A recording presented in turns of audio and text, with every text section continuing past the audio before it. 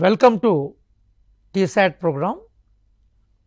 మొట్టమొదటిసారిగా రాష్ట్ర పరిపాలనా నిర్వహణలో అత్యున్నత ఉద్యోగ బృందం ఏదైతుందో అది గ్రూప్ 1కి సంబంధించిన ఆఫీసర్స్. గ్రూప్ 1 ఆఫీసర్లని ఎంపిక చేసేందుకు నిర్వహించబడే ఎగ్జామే గ్రూప్ 1 ఎగ్జామినేషన్. 2 దశల్లో జరిగే ఎగ్జామినేషన్ ప్రిలిమినరీ ఎగ్జామ్ రూపంలో అట్లాగే మెయిన్స్ ఎగ్జామ్ రూపంలో మన ముందుకు ఛాలెంజింగ్గా వస్తుంది.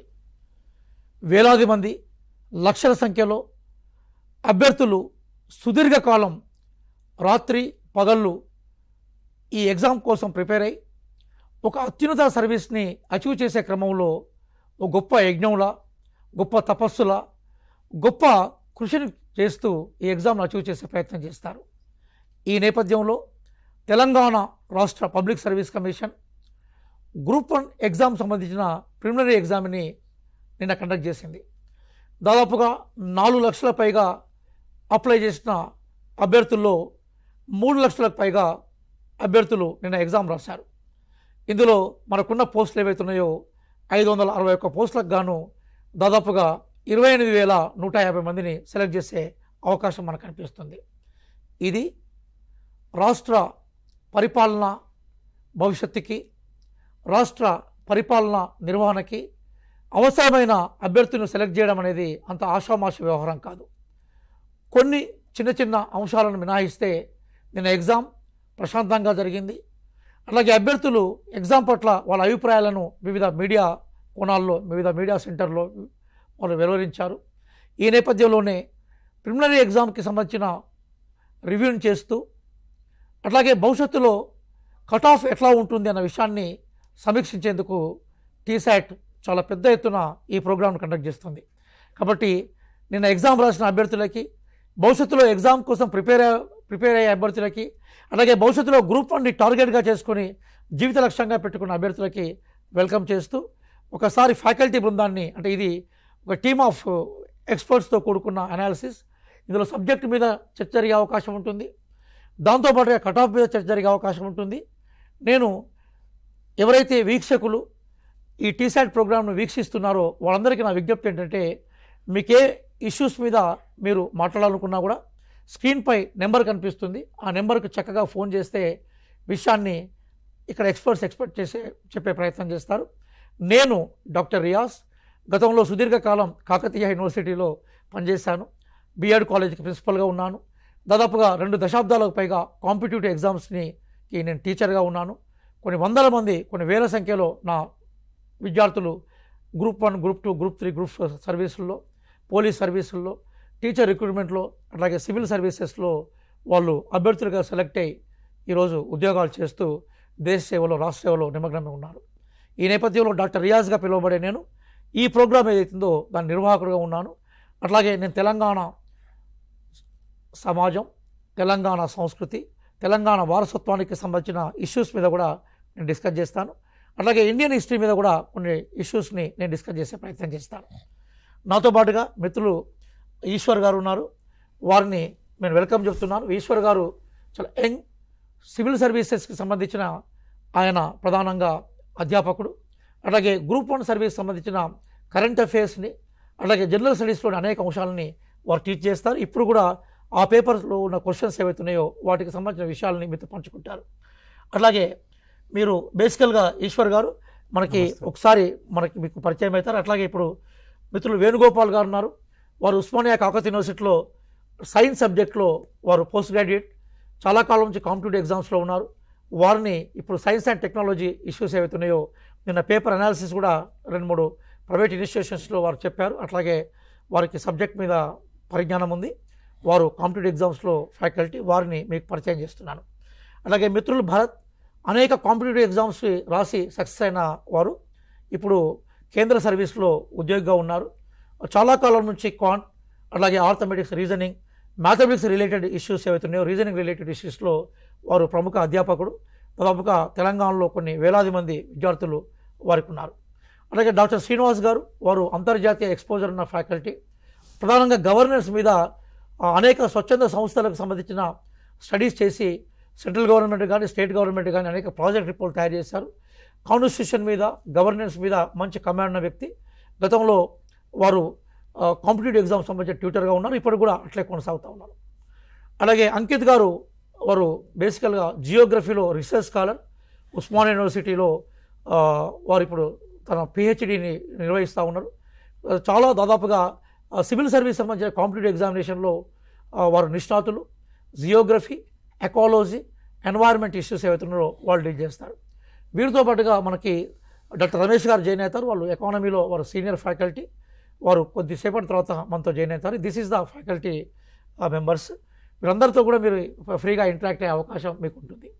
అయితే అసలు నిజంగా పేపర్ ఎట్లా వచ్చింది, పేపర్ స్టాండ్ ఎట్లా ఉంది, ప్రధానంగా మన కట్ ఆఫ్ ఎట్లా ఉండబోతుంది అనేదే ఎక్కువగా వీక్షకులు దాని మీద ఫోకస్ చేస్తారు. అయితే టీశాట్ నిన్న చాలా కష్టపడి వివిధ సెంటర్లకి కెమెరాలను పంపించి వివిధ విద్యార్థుల అభిప్రాయాలను తీసుకుంది. ఎందుకంటే విద్యార్థుల అభిప్రాయాలు, అభ్యర్థుల అభిప్రాయాలు, ఉద్యోగార్థుల అభిప్రాయాలే చాలా విలువైనవి. కాబట్టి వాటికి సంబంధించిన వాళ్ళ అభిప్రాయాలు మనం తెలుసుకున్న తర్వాత డిబేట్లోకి పోదాం. You can express your doubts, you can speak regarding your needs in any language. తెలుగులో మీరు మాట్లాడిన సమాధానం చెప్తాం, అట్లాగే ఇంగ్లీష్లో మాట్లాడినా కూడా సమాధానం చెప్పే ప్రయత్నం చేస్తాం. కాబట్టి భాష అనేది మనకు ప్రధానం కాదు. మీరు ఏ భాషలో మీ అభిప్రాయాలు వ్యక్తం చేసినా కూడా మీకు ఉపయోగకరంగా ఉంటుందని తెలియజేస్తూ ఒకసారి అసలు విద్యార్థులు ఈ కాంపిటేటివ్ ఎగ్జామ్స్ మీద వాళ్ళ అభిప్రాయాలు ఏం వ్యక్తం చేశారో వినే ప్రయత్నం చేద్దాం. ఏదైతే చదివినాం, ప్రిపేర్ అయినాం, దాని గురించే వచ్చింది. తెలంగాణ గురించి ఆల్మోస్ట్ మన schemes, Telangana schemes, national schemes, international climate గురించి వచ్చింది. ఓవరాల్ బాగానే ఉంది. ఇది నేను థర్డ్ టైం అటెంప్ట్ చేస్తున్నా. సో పేపర్ కొంచెం కాంప్లికేటెడ్గా వచ్చింది, అంటే డిస్క్రిప్షన్ మోడల్లో వచ్చింది. సో ఎనీవే అది టైం టేకింగ్ ఉన్నది, కానీ బాగానే రాశాను. ఈ గవర్నమెంట్లో మంచి జరుగుతుందని అనుకుంటున్నాం. లాంగ్ టైం నుంచి ప్రిపరేషన్ అవుతున్నాను, 7-8 years నుంచి. ఒక 2 years నుంచి సీరియస్లీ అవుతున్నాను. కానీ పేపర్ టఫ్గానే ఉంది. కొన్ని వెరీ ఈజీ క్వశ్చన్స్ కూడా ఉన్నాయి, కానీ మరీ అంత లెంతీ ఉంది. టైం మేనేజ్ చేయడం కొంచెం చాలా కష్టమే ఉంది. అయిన కాడికి బాగానే చేసినాం, క్వాలిఫై అవుతాం అనేసి అనుకుంటున్నాం. 80 to 90లో ఉంటుంది సార్. ఫస్ట్ టైం ఇంకా బాగా వచ్చింది. ఆ పేపర్ లీక్ అవ్వడం వల్ల కొంచెం డిసప్పాయింట్ అయ్యాము. ఈసారి కొంచెం ఎక్కువ హిస్టరీ ఇచ్చారు. ఇక తెలంగాణ పార్ట్ ఒక 30 to 40% వచ్చింది. మిగతా అయితే లెక్క అనుకోవాలి. ఓకే, పర్లేదు, నాట్ బ్యాడ్. లాస్ట్ పేపర్తో ఈ పేపర్ కంపేర్ చేస్తే, ప్రీవియస్ పేపర్తో కంపేర్ చేస్తే, లాస్ట్ 2 పేపర్స్తో కంపేర్ చేస్తే ఈ పేపర్ కొంచెం టఫ్ ఉంది. కట్ ఆఫ్ అరౌండ్ 70 వరకు ఉండొచ్చు యాజ్ ఎక్స్పెక్టెడ్. ప్రైమర్లీ వాళ్ళు కరెంట్ అఫైర్స్ మీద చాలా ఫోకస్ చేశారు. మ్యాథమెటిక్స్ కూడా ఈసారి కొంచెం అనలిటికల్ రీజనింగ్ కూడా కొంచెం టైం టేకింగ్ ప్రాసెస్ ఉండే. ఇక రిమైనింగ్ ఎవ్రీథింగ్ తెలంగాణ గురించి is there as usual. But 2 things difference ఏమనిపించిందంటే, అర్థమెటికల్ రీజనింగ్ లాంగ్ టైం తీసుకుంది. రెండోది కరెంట్ అఫైర్స్ మీద చాలా ఫోకస్ చేశారు. ప్రయర్ దట్ ప్రీవియస్ 2 పేపర్స్ కన్నా ఈ పేపర్ అయితే కొంచెం టఫ్ ఉంది. కట్ ఆఫ్ అరౌండ్ 70 వరకు ఉండొచ్చు, +5 ±5. నా పేరు విష్ణువర్ధన్. ఈసారి 3వసారి గ్రూప్ 1 ఎగ్జామ్ రాస్తున్నాము, ప్రిలిమ్స్. ఈసారి గత 2 సార్ల కంటే ఈసారి క్వశ్చన్ పేపర్ స్టాండర్డ్ మెయింటైన్ చేస్తూ, క్వశ్చన్ సరైన పద్ధతిలో వెయిటేజ్ ప్రకారంగా అన్ని సబ్జెక్ట్స్కి ప్రాధాన్యత ఇస్తూ అన్ని క్వశ్చన్స్ అన్ని సబ్జెక్ట్ని కవర్ చేశారు. అండ్ ఈసారి కట్ ఆఫ్ కూడా చాలా బాగానే ఉండడం, 180 అబోవ్ ఉండేలా ఉంది కట్ ఆఫ్. క్వశ్చన్స్ అన్నీ కూడా కరెక్ట్గా, ఎక్కడ తప్పులకు క్వశ్చన్ పేపర్ చూస్తున్నప్పుడు ఈ క్వశ్చన్ కరెక్ట్ లేదు అనే విధంగా లేకుండా, పోయినసారిలో చాలా క్వశ్చన్స్ తప్పుగా ప్రింట్ అయ్యి వచ్చాయి. ఈసారి అలా లేకుండా క్వశ్చన్ చాలా బాగా ఫ్రేమ్ చేయడం జరిగింది. అలాగే నెక్స్ట్ కూడా ఇంకా మెయిన్స్ కూడా బాగా ఇలాగనే పేపర్ వస్తుందని ఎక్స్పెక్ట్ చేస్తున్నాము. కరెంట్ అఫైర్స్ నుంచి కొంచెం ప్రాధాన్యత పెంచడం జరిగింది. అలాగే సైన్స్ అండ్ టెక్నాలజీ నుంచి కొంచెం ప్రాధాన్యత పెంచడం జరిగింది. ఇక కొన్ని సబ్జెక్ట్స్లో మంచిగా వెయిటేజ్ అనేది గతంలో కొన్ని సబ్జెక్ట్ పూర్తిగా మర్చిపోయారు కొన్ని సబ్జెక్ట్. కానీ ఈసారి మాత్రం అలా జరగకుండా ప్రతి సబ్జెక్ట్ నుంచి అన్ని టచ్ చేస్తూ, ప్రతి సబ్జెక్ట్ నుంచి క్వశ్చన్స్ ఫ్రేమ్ చేస్తూ, క్వశ్చన్ పేపర్ స్టాండర్డ్ మెయింటైన్ చేస్తూ ఈరోజు జరగడం జరిగింది క్వశ్చన్ పేపర్. పోయినసారి గ్రూప్ కండక్ట్ చేసిన దానికంటే ఈసారి కొంచెం బెటర్గా ఉంది. అండ్ నేను కట్ ఆఫ్ మార్క్స్ అయితే బాగానే ఎక్స్పెక్ట్ చేస్తున్నా. ఈసారి కొంచెం ఎక్కువగానే కొట్టాలి అని డిసైడ్ అయినాను. అంతేకాకుండా ఏది టఫ్గా ఉంది అంటే కొంచెం మ్యాథమెటిక్స్ కొంచెం టఫ్గా ఉంది. లాస్ట్ టైం తోటి కంపేర్ చేస్తే ఇప్పుడు చాలా బాగుంది paper. Cut off marks maybe ఎంత ఉంటాయో తెలియదు కానీ లాస్ట్ టైం కంటే ఈసారి ఎక్కువ మంది అటెండ్ అయ్యారు. ఇంకొకటి ఎక్కువ బాగా ఈజీగా వచ్చింది పేపర్, మంచిగా ఉంది. ఈసారి మ్యాథ్స్ కొంచెం టఫ్ అనిపించింది, మిగతాదంతా ఓకే బాగుంది, సూపర్. లాస్ట్ టైం కంటే బెటర్గా ఉంది, మంచిగా ఉంది పేపర్. టఫ్ ఏం లేదు చదువుకుంటే. అంటే వాస్తవంగా విద్యార్థుల అభిప్రాయాలు ఏవైతే ఉన్నాయో అంటే అభ్యర్థుల అభిప్రాయాలు చాలా కాంప్రహెన్సివ్గా అంటే చాలా వివరణాత్మకంగా చెప్పారు. అంటే మనం వాళ్ళ అభిప్రాయాలను బేస్ చేసుకొని ఒకసారి మన విశ్లేషణ చూస్తే గతంలో 2 సార్లు గ్రూప్ 1 ప్రిలిమ్స్ ఎగ్జామ్ జరిగింది. ఆ 2 పేపర్లతో పోలిస్తే ఈ పేపర్ బాగా ఉందనే అభిప్రాయాన్ని ఎక్కువ మంది విద్యార్థులు వ్యక్తం చేశారు. అయితే ప్రధానంగా మనం గుర్తుపెట్టుకోవాల్సిన అవసరం ఏంటంటే నేను కూడా ఒక సబ్జెక్ట్ ఎక్స్పర్ట్గా గతంలో అంటే first time group 1 exam paper ఏదైతే ఉందో అది చాలా చక్కగా ఉండే. అయితే మళ్ళీ మనకి హైకోర్టు ఆర్డర్ ప్రకారం మళ్ళీ ఒక ఎగ్జామ్ కండక్ట్ చేశారు. అంతకుముందు అంటే సెకండ్ ఎగ్జామ్కి హైకోర్టుకి వెర్డిక్ట్ ముందు అది మాత్రం బేసికల్గా చాలా విమర్శ పాలైపోయింది. అంటే ఇంగ్లీష్ మీడియంలో క్వశ్చన్స్ ట్రాన్స్లేషన్ చేయడంలో ఇబ్బంది అయిందనేది, తర్వాత విపరీతమైన డాటా బేస్డ్ క్వశ్చన్స్ ఇవ్వడం అనేది కూడా సోషల్ సైన్సెస్లో సరైన అభిప్రాయం కాదనేది. అట్లాగే మనకి లాస్ట్ టైం పేపర్లో బాగా విద్యార్థుల కన్ఫ్యూజ్కి దోహదపడ్డదనే విషయాన్ని చాలామంది చెప్పారు. కానీ ఇప్పుడు విద్యార్థుల అభిప్రాయాలను మనం చూసుకున్నప్పుడు ఏం కనిపిస్తూ ఉందంటే పేపర్ అనేది క్లారిటీతో ఉందనేది ఫస్ట్ అభిప్రాయం. క్లారిటీ అంటే ఏంటి? స్పష్టత ఉంది, అంటే అచ్చు తప్పులు ఉండడం కానీ లేదా సమాచార లోపంతో కూడుకున్న అంశాలు లేకపోవడం కానీ, అట్లాగే క్వశ్చన్ని అర్థం చేసుకోవడంలో బేసికల్గా ఒక వివరణాత్మకమైన క్వశ్చన్స్ ఉండడం కానీ ఇవి ఉన్నాయని చెప్పారు.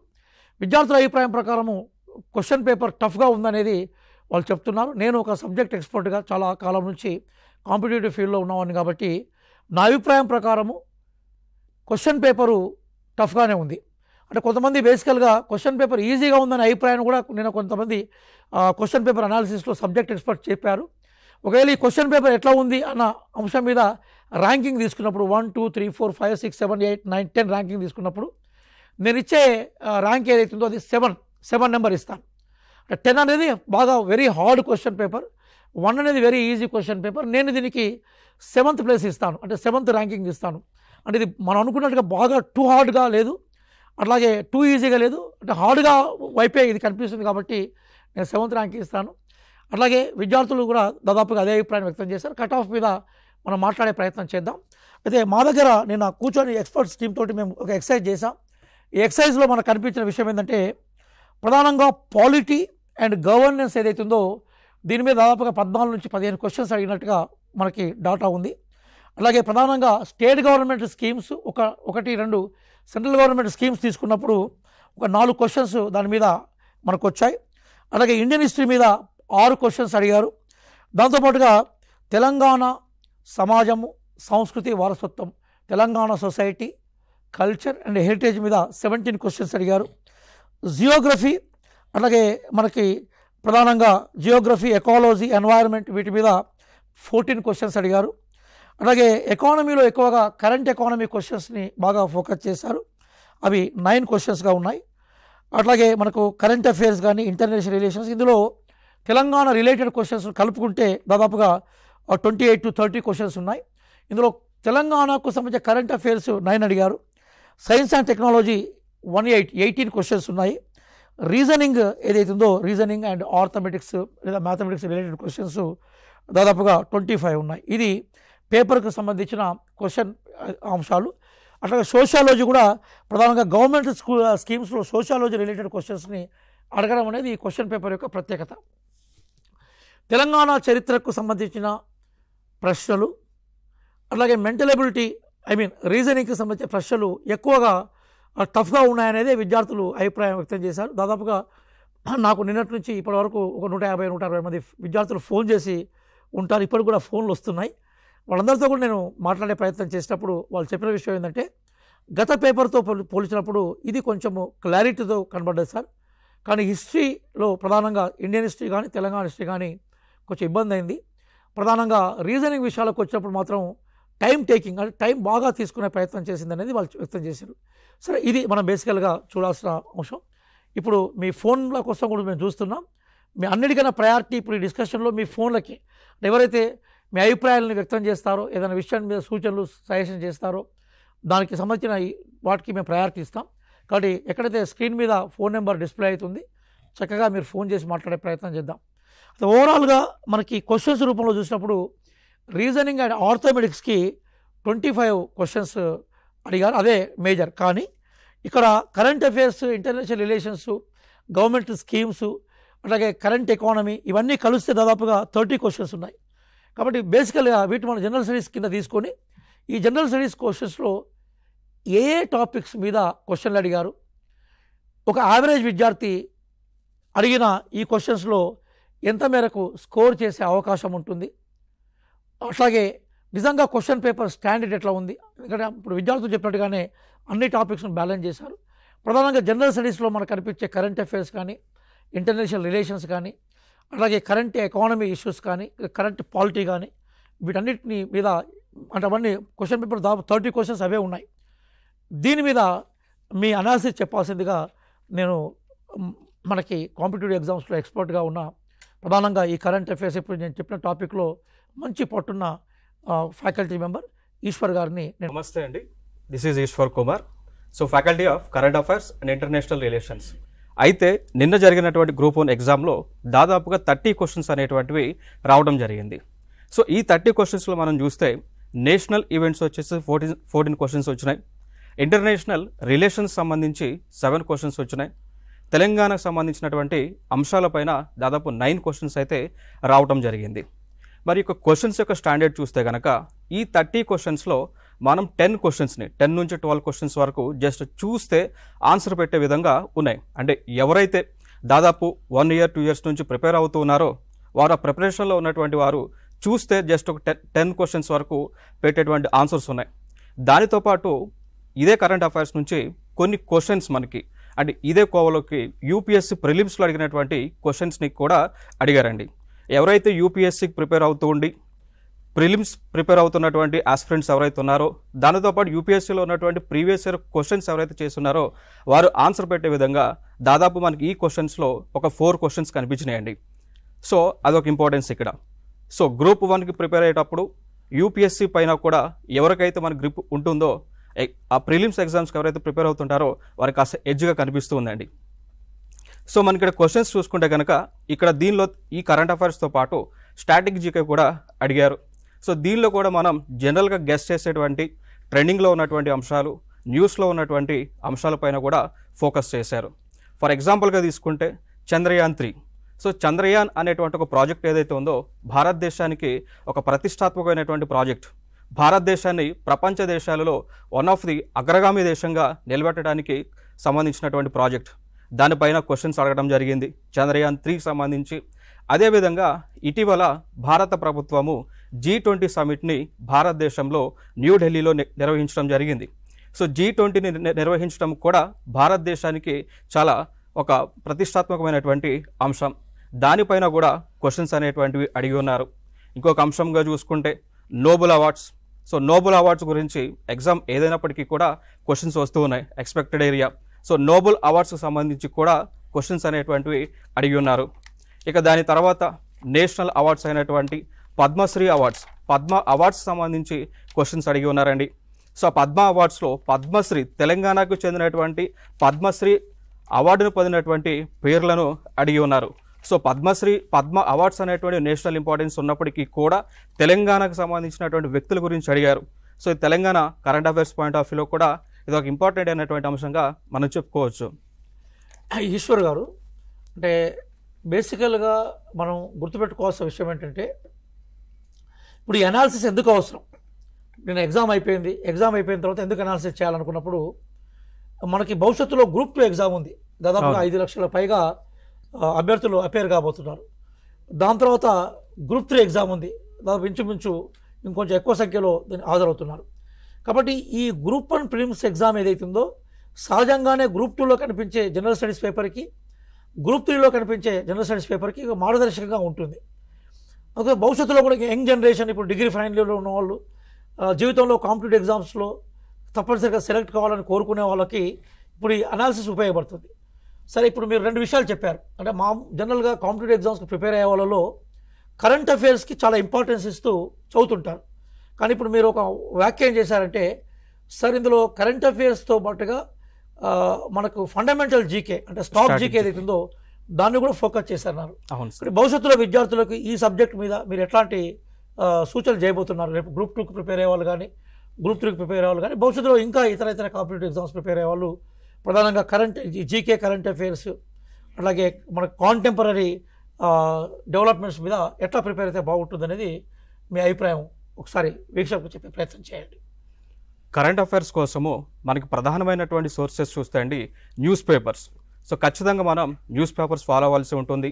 దానితో పాటు ఇంకొక సోర్స్ వచ్చేసి గవర్నమెంట్ ఆఫ్ ఇండియాకి సంబంధించినటువంటి వెబ్సైట్స్ కావచ్చు, స్టేట్ గవర్నమెంట్స్కి సంబంధించినటువంటి వెబ్సైట్స్ కావచ్చు, అదేవిధంగా defence DRDO website, ISRO websites అనేటువంటివి ప్రధానంగా కరెంట్ అఫైర్స్కి సోర్సెస్ అండి. ఇప్పుడు ఈ క్వశ్చన్ పేపర్లో చూస్తే కనుక మనం ఇస్రో గురించి అడగడం జరిగింది. సో ఆ ఇస్రో గురించి అడిగినటువంటి క్వశ్చన్ మొత్తం కూడా కంప్లీట్ స్టేట్మెంట్ అని కూడా ఇస్రో వెబ్సైట్లో మనం చూడొచ్చండి. సో కరెంట్ అఫైర్స్కి సోర్సెస్ వచ్చేసి మనకి ఈ ప్రధానంగా న్యూస్ పేపర్స్ కానీ government of India, state governments యొక్క వెబ్సైట్స్గా మనం చెప్తూ ఉంటాం. మరి అయితే రాబోయేటువంటి ఎగ్జామ్స్కి మనం ఏ విధంగా ఫోకస్ చేయాలి అంటే, ఇప్పుడు అడిగినటువంటి క్వశ్చన్ పేపర్ మనం బేసిస్ తీసుకుంటే కనుక స్టాటిక్ అంశాలపైన అడుగుతూ ఉన్నారండి. స్టాటిక్ అంశాలు అనగా లైక్ అవార్డ్స్ కావచ్చు, అవార్డ్స్ అని కానీ, అపాయింట్మెంట్స్ సంబంధించినటువంటి అంశాలు కానీ, ఇంటర్నేషనల్ ఆర్గనైజేషన్ సంబంధించినటువంటి అంశాలపైన అడుగుతున్నారు. కాబట్టి వాటిపైన మనం ఫోకస్ చేయాల్సి ఉంటుంది.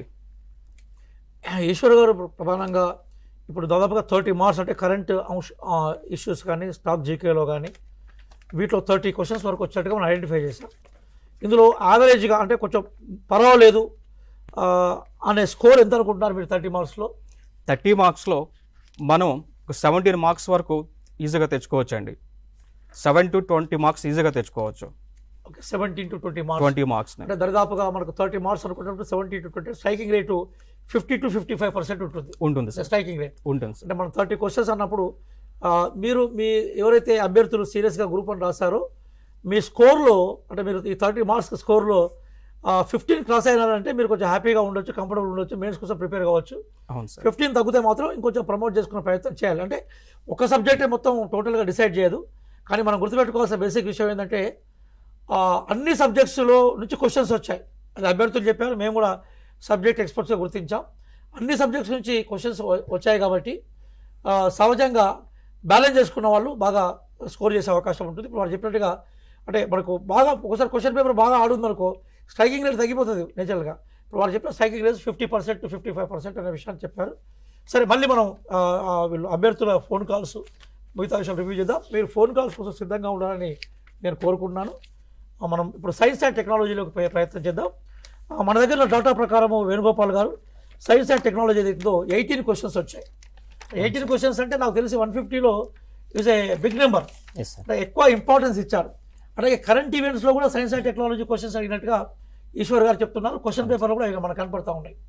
జనరల్గా సైన్స్ అండ్ టెక్నాలజీ మీద ప్రశ్నల సరళి ఎట్లా ఉన్నది? హార్డ్గా ఉందా, యావరేజ్గా ఉందా, మామూలుగా ఉందా? ఎన్ని క్వశ్చన్ 18 క్వశ్చన్స్లో స్ట్రైకింగ్ రేట్ ఎట్లా ఉన్నది? భవిష్యత్తులో విద్యార్థులు ఏ అంశాల మీద సైన్స్ అండ్ టెక్నాలజీ ప్రిపేర్ అయితే బాగుంటుంది?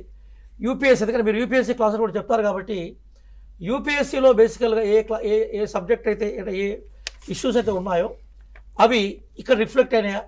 రేపు భవిష్యత్తులో గ్రూప్ 2, గ్రూప్ 3కి సంబంధించిన అభ్యర్థులు సీరియస్గా ప్రిపేర్ అవుతున్నప్పుడు ఈ సైన్స్ అండ్ టెక్నాలజీని ఎట్లా చూస్తే బాగుంటుంది? అట్లాగే ఈసారి లైఫ్ సైన్స్కి సంబంధించిన క్వశ్చన్స్ ఏమైనా అడిగారా? వాటి మీద మీరు వివరణ ఇవ్వాలని ఐఎమ్ రిక్వెస్టింగ్. గ్రూప్ 1 ప్రిలిమ్స్ లోపల సైన్స్ అండ్ టెక్నాలజీ అనే అంశాన్ని సిలబస్ లోపల general science and science and technology అని మెన్షన్ చేయడం జరిగింది. జనరల్ సైన్స్ నుంచి 5 to 6 క్వశ్చన్స్, అదేవిధంగా సైన్స్ అండ్ టెక్నాలజీ నుంచి మనకి 12 క్వశ్చన్స్ వరకు రావడం జరిగింది. ఈ జనరల్ సైన్స్ అండ్ టెక్నాలజీ ఓవరాల్గా క్వశ్చన్స్ చూసినట్లయితే కొన్ని క్వశ్చన్స్ ఈజీగానే ఉన్నాయి, కొన్ని క్వశ్చన్స్ మాత్రం మోడరేట్గా ఉన్నాయి. మోడరేట్గా ఉన్న క్వశ్చన్స్ సైన్స్ అండ్ టెక్నాలజీ నుంచి మనకు ప్రధానంగా వచ్చాయి. ప్రధానంగా అభ్యర్థిని కొంచెం కన్ఫ్యూజ్ చేయడానికి గాను 1.5 బిలియన్ కిలోమీటర్స్ ఉన్నప్పుడు 15 బిలియన్ కిలోమీటర్స్ అని ఇవ్వడము, డేట్స్ ఇవ్వడము, ఒక క్వశ్చన్లో అయితే టైం కూడా ఇవ్వడము, ఈ విధంగా అభ్యర్థిని కొంత కన్ఫ్యూజన్కి గురి చేసేటువంటి అవకాశం ఉన్నప్పటికీ ఎవరైతే సీరియస్గా ప్రిపేర్ అయ్యారో ఆ చంద్రయాన్ లోపల ఇచ్చినటువంటి డేట్స్ని ఈజీగా గుర్తుపెట్టుకోగలుగుతారు. అదేవిధంగా స్ట్రైకింగ్ రేట్కు అన్న విషయానికి వస్తే ఓవరాల్ 18 క్వశ్చన్స్లో 12 to 13 క్వశ్చన్స్ అనేటువంటివి సగటు అభ్యర్థి ఆన్సర్ చేసే విధంగా ఉన్నాయి. ఇంకా కొన్ని క్వశ్చన్స్ అనేటువంటి కన్ఫ్యూజ్ చేయడం జరిగింది కాబట్టి కొంత అభ్యర్థులు ఇబ్బంది పడ్డారు. అదేవిధంగా జనరల్ సైన్స్ ఎక్కడి నుంచి క్వశ్చన్స్ పిక్ చేశారని అంటే జనరల్ సైన్స్ లోపల మనకి విటమిన్ డెఫిషియన్సీ నుంచి కొన్ని క్వశ్చన్స్ వచ్చాయి. విటమిన్ డెఫిషియన్సీ నుంచి క్వశ్చన్ వచ్చింది అని అంటే అది బేసిక్ టెక్స్ట్ బుక్ లోపల 8th, 9th, 10th text book నుంచి మనకు పిక్ చేసినట్టుగా కనిపిస్తుంది. అదేవిధంగా ఒక డిసీజెస్ పైన కూడా ఒక క్వశ్చన్ వచ్చింది. డిసీజెస్ అండ్ కాజెసివ్ ఏజెంట్ అంటే దేని ద్వారా ఆ డిసీజ్ వస్తుంది అన్న అంశాన్ని ఒక సగటు అభ్యర్థికి ఉండాల్సినటువంటి పరిజ్ఞానాన్ని చెక్ చేసే విధంగా ఈ క్వశ్చన్ పోజ్ చేసినట్టుగా ఉంది. అదేవిధంగా సైన్స్ అండ్ టెక్నాలజీకి వెళ్ళినట్లయితే మనకు సివిల్స్ రేంజ్లో క్వశ్చన్ రాకపోయినప్పటికీ సివిల్స్లో మనకు ఒక ఫ్యాక్ట్ మనకి పోజ్ చేసినప్పుడు డెఫినెట్గా ఆ ఫ్యాక్ట్ మనకి తప్పు ఫ్యాక్ట్ ఇచ్చేటువంటి అవకాశాలు ఉన్నాయి. కానీ ఇక్కడ ఇచ్చినటువంటి ఫ్యాక్ట్లన్నీ కూడా డేట్స్ ఏవైతే ఉన్నాయో ఆ డేట్లన్నీ కూడా కరెక్ట్ డేట్స్ ఇచ్చేసి అభ్యర్థికి ఈ విషయం పైన పరిజ్ఞానం ఉందా లేదా అని టెస్ట్ చేసేటువంటి ఒక ప్రయత్నం చేశారు. ఓవరాల్గా క్వశ్చన్ పేపర్ని చూసినట్లయితే సైన్స్ అండ్ టెక్నాలజీ క్వశ్చన్స్ వరకు చూసినట్లయితే చాలా బ్యాలెన్స్డ్గా చాలా కంపోజ్డ్గా క్వశ్చన్స్ ఇచ్చారు. ఎక్కడ కూడా తప్పులకి ఆస్కారం లేకుండా చాలా బ్యాలెన్స్డ్గా కంపోజ్డ్గా క్వశ్చన్స్ ఇవ్వడం జరిగింది. అదేవిధంగా నెక్స్ట్ రాబోయే ఎగ్జామ్స్ లోపల మీరు చేయాల్సింది ఏంటి అని అంటే సైన్స్ అండ్ టెక్నాలజీ అని అంటే ఏదో చదివేసి చేయకుండా మన బేసిక్ టెక్స్ట్ బుక్స్ని ఫాలో అవుతూ కరెంట్ డెవలప్మెంట్స్ ఏవైతే ఉన్నాయో సైన్స్ అండ్ టెక్నాలజీలో కరెంట్ డెవలప్మెంట్స్ ఏవైతే ఉన్నాయో ఆ కరెంట్ సైన్స్ అండ్ టెక్నాలజీ డెవలప్మెంట్ని ఒక సగటు సిటిజన్గా ఒక సగటు పౌరుడు ఏ విధంగానైతే సైన్స్ అండ్ టెక్నాలజీలో వస్తున్నటువంటి అభివృద్ధిని గమనిస్తూ ఉంటాడో ఆ విధంగా గమనిస్తూ ఉన్న వాళ్ళు ఈజీగా ఆన్సర్ చేసేటట్టుగా ఉంది. ఎక్కువ సైన్స్ అండ్ టెక్నాలజీ మీద ప్రెజర్ పెట్టి అది చదవాలి ఇది చదవాలని ఎవరైతే ప్రెజర్ పెట్టి ఆ బుక్ తీసుకొని ఈ బుక్ తీసుకొని చదివారో వారు మాత్రము క్వశ్చన్ పేపర్ లోపల ఇబ్బంది పడడం అనేటువంటి జరిగింది. అదేవిధంగా ఇంకా మనకి సైన్స్ అండ్ టెక్నాలజీ లోపల ప్రతి మేజర్ థ్రస్ట్ ఏరియాస్ ఏవైతే ఉన్నాయో ప్రతి ఏరియాని టచ్ చేశారు. ఇప్పుడు లాంచ్ వెహికల్స్ తీసుకున్నట్టయితే లాంచ్ వెహికల్స్ నుండి ఒక క్వశ్చన్ ఇవ్వడం జరిగింది. అదేవిధంగా శాటిలైట్స్ మీద ఒక క్వశ్చన్ ఇవ్వడం జరిగింది. శాటిలైట్స్ ఇండియా పంపించినటువంటి మొదటి శాటిలైట్ నుంచి ఇప్పుడు రీసెంట్గా పంపించినటువంటి శాటిలైట్ వరకు ఒక పేరింగ్ క్వశ్చన్ అనేటువంటిది ఇవ్వడం జరిగింది. అదేవిధంగా మళ్ళీ ఇంకా మేజర్ ప్రోగ్రామ్స్ ఏవైతే ఉన్నాయో చంద్రయాన్ పైన ఒక క్వశ్చన్, ఆదిత్య L1 పైన ఒక క్వశ్చన్, అదేవిధంగా మన గగన్యాన్ పైన కూడా ఒక క్వశ్చన్ ఇవ్వడం అనేది జరిగింది. అంటే ఈ విధంగా మేజర్ థ్రస్ట్ ఏరియాస్ ఏవైతే ఉన్నాయో ఆ థ్రస్ట్ ఏరియాస్ అన్నింటినీ కవర్ చేస్తూ క్వశ్చన్స్ అనేటువంటివి ఇవ్వడం జరిగింది. ఇప్పుడు ఒకటి వేణుగారు మీరు చెప్పిన దాని ప్రకారం ఏంటంటే జనరల్ సైన్స్ క్వశ్చన్స్ వచ్చాయి అంటే అవి బేసిక్గా స్టాక్ సైన్స్కి సంబంధించింది. Yes sir. అలాగే science and technology dynamic nature ఉంది కాబట్టి కవర్ అయ్యారు. రెండింటిలో ఎక్కువ క్వశ్చన్స్ ఎక్కడ నుంచి వచ్చాయి? సైన్స్ అండ్ టెక్నాలజీ నుంచి ఎక్కువ క్వశ్చన్స్, డైనమిక్ ఏరియా నుంచి. ఓకే. అట్లాగే మనకు సిలబస్లో ఏముంటుందంటే అప్లికేషన్ ఉంటుంది, అంటే నిత్య జీవితంలో సైన్స్ అంటే how you are going to apply your science knowledge in your daily life, అది మనకు సిలబస్లో కూడా కనబడుతూ ఉంటుంది. కాబట్టి బేసిక్గా అట్లాంటి క్వశ్చన్స్ అంటే ఎక్కువగా అవి లైఫ్ సైన్స్కి రిలేటెడ్ క్వశ్చన్స్ ఎక్కువగా ఉంటాయి. మీకు అట్లాంటి క్వశ్చన్స్ ఇలా ఏమైనా మాకు టచ్ అయినాయా?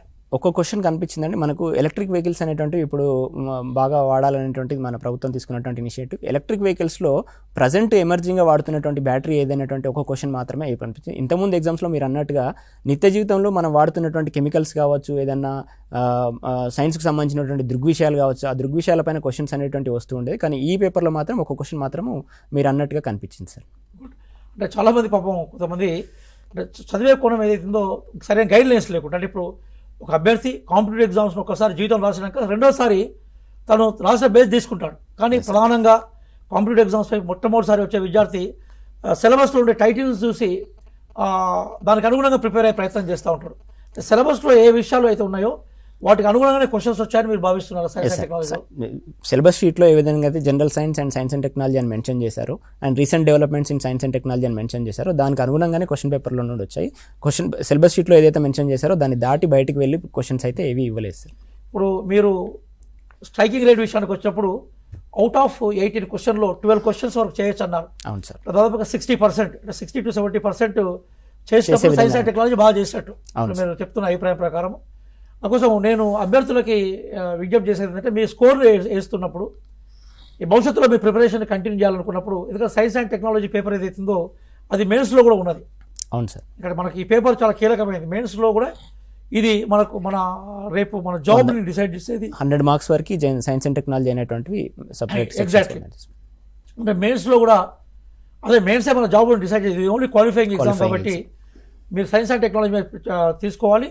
కానీ ఒక విషయం గుర్తుపెట్టుకోవాలి ఏంటంటే ప్రిలిమ్స్ ఎగ్జామినేషన్లో ఏ టాపిక్స్ని అయితే అడిగారో అవి ఎగ్జామినర్ అంటే మన పేపర్ తయారు చేసే ఎగ్జామ్ పేపర్ మేకర్ ఎవరైతుందో వారి దృష్టిలో ఉంటుంది, నిష్ణాతుల దృష్టిలో ఉంటుంది. ఆ టాపిక్స్ మీరు డిస్క్రిప్టివ్ లెవెల్లో తీసుకొచ్చినప్పుడు మెయిన్స్ మీకు ఈజీగా ఉండే అవకాశం ఉంటుంది. అయితే టు కంపేర్ టు మనకి జీకే కరెంట్ అఫైర్స్ పోలిస్తే సైన్స్ అండ్ టెక్నాలజీలో స్ట్రైకింగ్ రేట్ ఎక్కువగా ఉన్నది. వారు చెప్పిన అభిప్రాయం ప్రకారము 60 to 70 క్వశ్చన్లు, అంటే 12 నుంచి 14 క్వశ్చన్లు చేసే అవకాశం ఉందన్నారు. కాబట్టి మీరు ఏ మేరకు చేశారన్న విషయాన్ని ఒకసారి చూసుకోండి.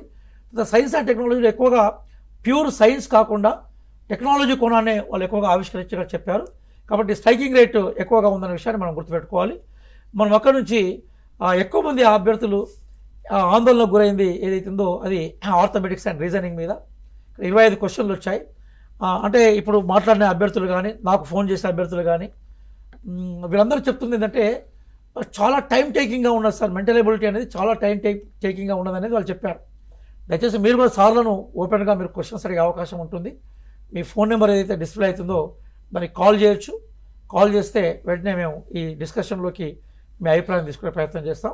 ఇంకా కూడా మన వాళ్ళు నిన్ననే బాగా రాశారు కాబట్టి ఆ రాసిన ఆలోచనలు ఇంకా బయటికి రానుంటుంది. సరే, మన అభిప్రాయాలను వినడానికి కూడా వాళ్ళు ఎక్కువ ఉత్సాహం చెప్తుంటుంది. ప్రధానమైన అభ్యర్థుల యొక్క ప్రధానమైన వివరణ ఏంటంటే ఈ ఎస్పెషల్లీ రీజనింగ్ క్వశ్చన్స్ని మనకు ఎక్కువ అడిగారు. అది బాగా టైం టేకింగ్ తీసుకుంది, దాంతో మా టైం అడ్జస్ట్ కాలేదు అనేది చెప్పారు. కొంతమంది ఏమన్నారంటే నిజంగా 25 క్వశ్చన్లను అడగడం అనేది సమంజసమేనా సార్ దీంట్లో అని కూడా అడిగారు. కాబట్టి నిజంగా క్వశ్చనింగ్ ఎట్లా ఉంది, సిలబస్లో అంశాలు ఏమున్నాయి, క్వశ్చనింగ్ ఎట్లా ఉన్నది, ఒక 2-3 క్వశ్చన్స్ని మీరు ఏమైనా ఎగ్జాంపుల్గా తీసుకొని క్వశ్చన్ పేపర్లో జనరల్గా ఈ 25 క్వశ్చన్లో స్ట్రైకింగ్ రేట్ ఎట్లా ఉందనే దాని మీద మీరు అభిప్రాయం చెప్పవలసిందిగా ఐఎమ్ రిక్వెస్టింగ్. భరత్ గారు మీతో మాట్లాడతారు. అండి, good afternoon to all. So నా పేరు భరత్ అండి. So generally I use to handle different types of students. So staff selection commission స్టూడెంట్స్ని హ్యాండిల్ చేస్తాను, అండ్ బ్యాంకింగ్ స్టూడెంట్స్ని హ్యాండిల్ చేస్తాను, అండ్ యూపీఎస్సీ స్టూడెంట్స్ కూడా హ్యాండిల్ చేస్తున్నాను, అండ్ ఆల్సో గ్రూప్ స్టూడెంట్స్ కూడా హ్యాండిల్ చేస్తూ ఉంటాను. ఓకే, సో యాక్చువల్గా ఇక్కడ నాకు అర్థమైంది ఏంటంటే ఈ పేపర్ చూసాక, సో పేపర్ అయితే టైం కన్జ్యూమింగ్ పేపర్ ఉందండి. So when ever we discuss, I mean that when we compare with other subjects, okay, so other subjects questions అయితే మీరు 1 minute చేసే అవకాశం చాలా ఎక్కువ ఉంటుంది. బట్ ఈసారి అయితే దీంట్లో అయితే టైం కన్జ్యూమింగ్ క్వశ్చన్స్ ఇచ్చాడు. టైం కన్జ్యూమింగ్ క్వశ్చన్స్ అంటారండి వీటిని. అండ్ ఆల్సో అనలిటికల్ క్వశ్చన్స్ కూడా ఇచ్చాడు, లాజికల్ క్వశ్చన్స్ కూడా ఇచ్చారు, అండ్ నార్మల్ యావరేజ్ క్వశ్చన్స్ కూడా ఇచ్చారు. ఓకే, సో దీంట్లో అయితే మనకి 25 క్వశ్చన్స్ ఇచ్చారండి. ఈ 25లో స్ట్రైకింగ్ రేట్ ఎలా ఉందంటే యావరేజ్ 10 to 15 అనేది స్ట్రైకింగ్ రేట్ అండి. ఓకే, సో 15 కన్నా ఎక్కువ చేసిన వాళ్ళు చాలా తక్కువ మంది ఉన్నారు. ఇది నాకు నా స్టూడెంట్స్ దగ్గర నుంచి వచ్చిన ఫీడ్బ్యాక్. ఇది ఒకటి భరత్ గారు, విద్యార్థి అభ్యర్థి మనతో మాట్లాడుతున్నారు. ఎస్ ఎస్ సార్, దయచేసి మీరు మాట్లాడండి. Hello hello sir. Hello hello అండి. Yes yes we are listening sir. Okay sir, I'm Ramesh from Hyderabad. చెప్పండి సార్, రమేష్ గారు మాట్లాడండి. ఓకే అండి, నాకు ఐ హ్యావ్ 2 questions అండి. ఒకటి వచ్చేసి కట్ ఆఫ్ గురించి. సో కట్ ఆఫ్ గురించి వచ్చేసి వేరియస్ నంబర్స్ వస్తున్నాయి. అందరూ ఏమంటున్నారంటే 80+, కొందరు 70, కొందరు 65 అంటున్నారు. So there is a lot of confusion about it. So అదొక క్లారిటీ ఇవ్వండి. And also if you could actually do it on what is అంటే general, OBC and SC levels, ఆ లెవెల్స్ లో ఒకసారి క్లారిటీ వచ్చింది సార్. ఇంకొక క్వశ్చన్ వచ్చేసి sir, there is a time waste of at least 5 minutes during the exam from the government side. అంటే it should be taken as a kind of feedback అండి. I mean 5 minutes ఎట్లా అవుతుందంటే OMR sheet plus biometric తీసుకోవడము, plus వీళ్ళు వచ్చి సంతకాలు పెట్టడము మధ్య మధ్యలో, ఇవన్నీ కొంచెం at least 5 minutes, maximum is 5 minutes అండి. డెఫినెట్లీ ఆ 5 minutes will make a lot of difference in students. I mean whoever is writing the aspirant మాత్రం తప్పకుండా అది ఒక minus point. So can we do something about it అండి? I mean like before exam maybe like 10 minutes 15 minutes before ఇవన్నీ క్లాస్లోకి వచ్చి చేసుకోవడము, లేకపోతే ఇంతకుముందు ఒకసారి మీరు బయటే చేస్తారు బయోమెట్రిక్, అట్లా చేసుకోవడం. ఇంకోటి ఈ సిగ్నేచర్స్ అవన్నీ కూడా అదొకటి చేయడము, ఇట్లాంటి ఏమైనా మీరు కొన్ని కన్సిడర్ చేసి నెక్స్ట్ టైం ఇట్లా టైం వేస్ట్ కాకుండా ఏమైనా చేయగలుగుతారా అనేది ఈ 2 questions నాకు ఆన్సర్ కావాలండి. Thank you so much. Thank you Ramesh గారు. యాక్చువల్గా ఒక్క నిమిషం వారిని, రమేష్ గారు చాలా విలువైన అభిప్రాయం వ్యక్తం చేశారు. అభ్యర్థుల నుంచి 2-3 ప్రపోజల్స్ నేను కూడా వింటున్నాను. ఏంటంటే ఒకటి, చాలా ఎగ్జామినేషన్ సెంటర్స్లో మనకి గడియారం లేకపోవడం వల్ల, అంటే వాల్ క్లాక్ లేకపోవడం వల్ల అభ్యర్థులు నష్టపోతున్నారు. తర్వాత నిన్న ఒక సెంటర్లో కూడా ఒక అభిప్రాయం ఏంటంటే, ఒక బేసికల్గా ఒక ఇన్విజిలేటరు టైం సరే సెట్ చేసుకోకుండా టైం అయిపోయిందని విద్యార్థులను తొందరపెట్టడం వల్ల మేము ఆన్సర్ చేయడంలో కొంత మిస్ అయినామని కూడా ఒక అభిప్రాయం చెప్పాడు. అది కూడా విలువైన అభిప్రాయమే. కొన్ని ఇన్విజిలేటర్లకు ఇన్స్ట్రక్షన్స్ ఇచ్చే క్రమంలో విద్యార్థులు నష్టం జరగకుండా కూడా చూడాల్సిన అవసరం ప్రధానంగా తెలంగాణ పబ్లిక్ సర్వీస్ కమిషన్ కానీ, పోలీస్ బోర్డు కానీ, గురుకుల బోర్డు ఎవరు ఎగ్జామ్ కండక్ట్ చేసినా చూసే ప్రయత్నం చేయాలి. రమేష్ గారు ఒక విలువైన అభిప్రాయం ఏం చెప్పారంటే, ఇప్పుడు మనకి బేసికల్గా క్వశ్చన్ ఆన్సర్ చేసే క్రమంలో కొన్ని టెక్నాలజికల్ ఇష్యూస్ని లేదా అవసరమైన ఇన్ఫర్మేషన్ని మనం ఇవ్వాల్సి ఉంటుంది. ఉదాహరణకు సంతకాలు పెట్టడం, ఇన్విజిలేటర్ మన దగ్గర రావడం, బయోమెట్రిక్ తీసుకోవడం, ఫోటోను కంపేర్ చేయడం, ఇవన్నీ కూడా అభ్యర్థి టెన్షన్లో ఉంటాడు. ఆ టైంలో ఈ రాగానే కాన్సన్ట్రేషన్తో ఉంటాడు. అది కూడా బేసికల్గా ఉండే అవకాశం ఉంటుంది. అది మంచి ప్రపోజల్. దయచేసి అంటే ఇప్పటివరకు భారతదేశంలో ఏ రాష్ట్ర పబ్లిక్ సర్వీస్ కమిషన్ కూడా ఇట్లాంటిది అమలు పరచట్లేదు. ఎందుకంటే వాళ్ళు యాజ్ ఇట్ ఈస్గా ముందుగా రమ్మంటారు, ఎగ్జామ్ హాల్లోకి ముందుగా వచ్చి 10 నిమిషాలకు ముందుగా 15 నిమిషాలు ముందుగా రమ్మనే ఇన్స్ట్రక్షన్స్ ఉన్నాయి. కానీ వీళ్ళకు సంబంధించిన ఇట్లాంటి అవసరమైన ఇన్ఫర్మేషన్ లాంటి ఇష్యూస్లో కొంత టైం ఇవ్వడం మంచిదనేది అభిప్రాయపడుతున్నాను. That is right suggestion Ramesh garu. నేను కూడా అధికారులతో, ఎగ్జామినేషన్ అధికారులతో ఎప్పుడు నాకు అవకాశం ఉన్నప్పుడు, అలాగే ప్రభుత్వంతో కూడా అవకాశం ఉన్నప్పుడు మీ అభిప్రాయం విలువైన అభిప్రాయంగా వాళ్ళకి చెప్తాను. భవిష్యత్తులో రిఫార్మ్స్ రావాలని కోరుకుంటున్నాను. ఇంకొక ఫోన్ కాలర్ కూడా రెడీగా ఉన్నారు, వారితో కూడా మనం ఒకసారి మాట్లాడి మరి భరత్ గారి దగ్గరకు వచ్చేద్దాం మనం. హలో అండి. హలో, నమస్తే సార్. నమస్తే అమ్మా. సార్ నా పేరు రాజేశ్వరి సార్, హైదరాబాద్ నుండి మాట్లాడుతున్నాను. మీ పేరేంటమ్మా? రాజేశ్వరి. రాజేశ్వరి గారు. సార్ నేను హైదరాబాద్ నుండి మాట్లాడుతున్నాను. మీ ప్రశ్న అడగండి. Hello sir. మాకు వినబడుతుంది, మీ టోన్ క్లారిటీగా ఉంది, మీ ఫోన్ క్లారిటీగా ఉంది. మీ ప్రశ్న అడగండి. ఎగ్జామ్ రాశాను. పేపర్ అనేది మోడరేట్ గానే ఉంది. యాక్చువల్ గా నేను ఒక్క కరెంట్ అఫైర్స్ అండ్ స్కీమ్స్ ఒక 2 చదువుకొని వెళ్ళాను. బట్ అది నేను చదివి వచ్చాను, సాటిస్ఫాక్షన్ ఉంది. బట్ 33 క్వశ్చన్స్ కి అసలు ఆన్సర్ బబ్లింగ్ చేయడమే కాలేదు నా వల్ల. అంటే అంత టైం ఫిల్లింగ్ పేపర్ ఉంటుంది సార్. ఓకే, అలా అందుకే ఇంకా వెబ్సైట్ నుండి కీ పేపర్ ఎప్పుడు విడుదల చేస్తారు? మళ్ళీ కట్ ఆఫ్ ఎలా తీస్తారు సార్? అంటే జనరల్ గా తీస్తారా, లేకపోతే కేటగిరీ వైజ్ గా ఎస్సీ ఎస్టీ బీసీ అలా తీస్తారా అని అడగడానికి. ఓకే, అంటే రాజేశ్వరి గారు మీరు ఒక విలువైన విషయాన్ని చెప్పారు. అదేంటంటే, అంటే మనం ఎప్పుడు కానీ కాంపిటేటివ్ ఎగ్జామ్స్ ప్రిపేర్ అవుతున్నప్పుడు అన్ని సబ్జెక్ట్స్ చదువుకొని పోవడం అనేది మంచిది. ఇప్పుడు మీరు ఏమన్నారంటే 2 సబ్జెక్టుల మీదే మీరు ఫోకస్ చేయడం వల్ల మనం అన్ని సబ్జెక్ట్స్ క్వశ్చన్స్ వచ్చినప్పుడు మన ప్రిపరేషన్ ఓన్లీ 2 సబ్జెక్టులో ఉండడం వల్ల మనకు ఇబ్బంది ఏర్పడుతుంది. అట్లాగే మీరు కూడా ఆ ఇబ్బంది ఎదుర్కొన్నట్టుగా మీరు చెప్పారు. అట్లాగే కట్ ఆఫ్ ఎట్లా ఉంటుందనే దాని మీద నేను చివరిలో వివరణిస్తాను, ఎట్లా కట్ ఆఫ్ ఉంటుంది. అట్లాగే మీరు అన్నట్టుగా దీని సెలక్షన్ ప్రాసెస్లో కేటగిరీ వైజ్ అంటే రిజర్వేషన్స్ని ఆధారంగా సెలక్షన్ ఉంటుందా? ఎందుకంటే మనకు 28,150 మందిని సెలెక్ట్ చేసే అవకాశం ఉంది. అట్లాగే ఎట్లా చేస్తారనే దాని మీద కూడా మనం చివరిలో దాని మీద వివరణలోకి వెళ్ళిపోదాం. మీరు ఏదైతే 2 విషయాలు చెప్పారో ఆ 2 విషయాల మీద మేము చివరిలో వివరణిస్తాం. కానీ అభ్యర్థులకు నేను సూచించేది ఏంటంటే, ఏ కాంపిటేటివ్ ఎగ్జామ్ ప్రిపేర్ అయినా కూడా అన్నింటినీ బ్యాలెన్స్ చేయాలి. మనం అన్ని సబ్జెక్ట్ని బ్యాలెన్స్ చేసినప్పుడే మనం సక్సెస్ అయ్యే అవకాశం ఉంటుందనే విషయాన్ని మనం గుర్తుపెట్టుకోవాలి. భరత్ గారు మీరు డిస్కషన్ కంటిన్యూ చేయండి. సో అయితే నిన్న వచ్చిన పేపర్ చూస్తే మనకి ఈ పేపర్లో డిఫరెంట్ టైప్స్ క్వశ్చన్స్ ఇచ్చారండి. ఒకటేమో మనకి డేటా ఇంటర్ప్రిటేషన్ క్వశ్చన్స్ ఇచ్చారు. అండ్ జనరల్గా ఈ టైం కన్జ్యూమింగ్ అనే వర్డ్ ఎందుకు వచ్చింది అంటే, సో డేటా ఇంటర్ప్రిటేషన్ క్వశ్చన్ అనేవి బ్యాంకింగ్ రేంజ్లో ఇచ్చారు. Okay, that is a problem.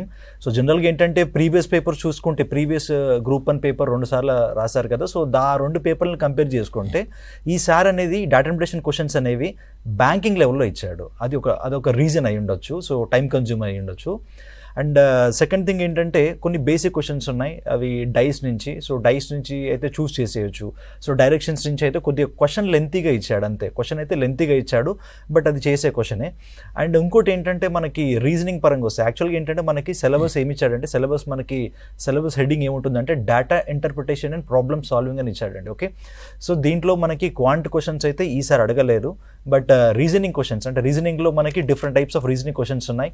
ఒకటి వర్బల్ రీజనింగ్, ఒకటి నాన్ వర్బల్ రీజనింగ్ అండ్ ఇంకోటి లాజికల్ రీజనింగ్. ఓకే, సో ఈ 3 రీజనింగ్స్ నుంచి అయితే మనకి క్వశ్చన్స్ అయితే అడిగాడు, రైట్. సో సిలబస్లో అయితే మన క్వాంట్ ఇచ్చాడు, కానీ క్వాంట్ నుంచి అయితే ఈసారి అయితే మనకి క్వశ్చన్స్ ఏం అడగలేదు.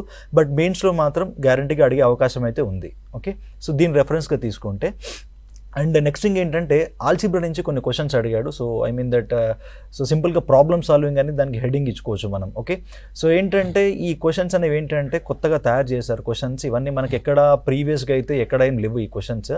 సో డిపెండ్స్ అపాన్ ఎగ్జామినర్ అండి. సో ఎగ్జామినర్ ఆ మూడ్లో ఎలా తయారు చేశారో సో అది మనం క్రాక్ చేయాలి, తప్పదు. ఫర్ ఎగ్జాంపుల్ కోడింగ్ డీకోడింగ్ వచ్చింది.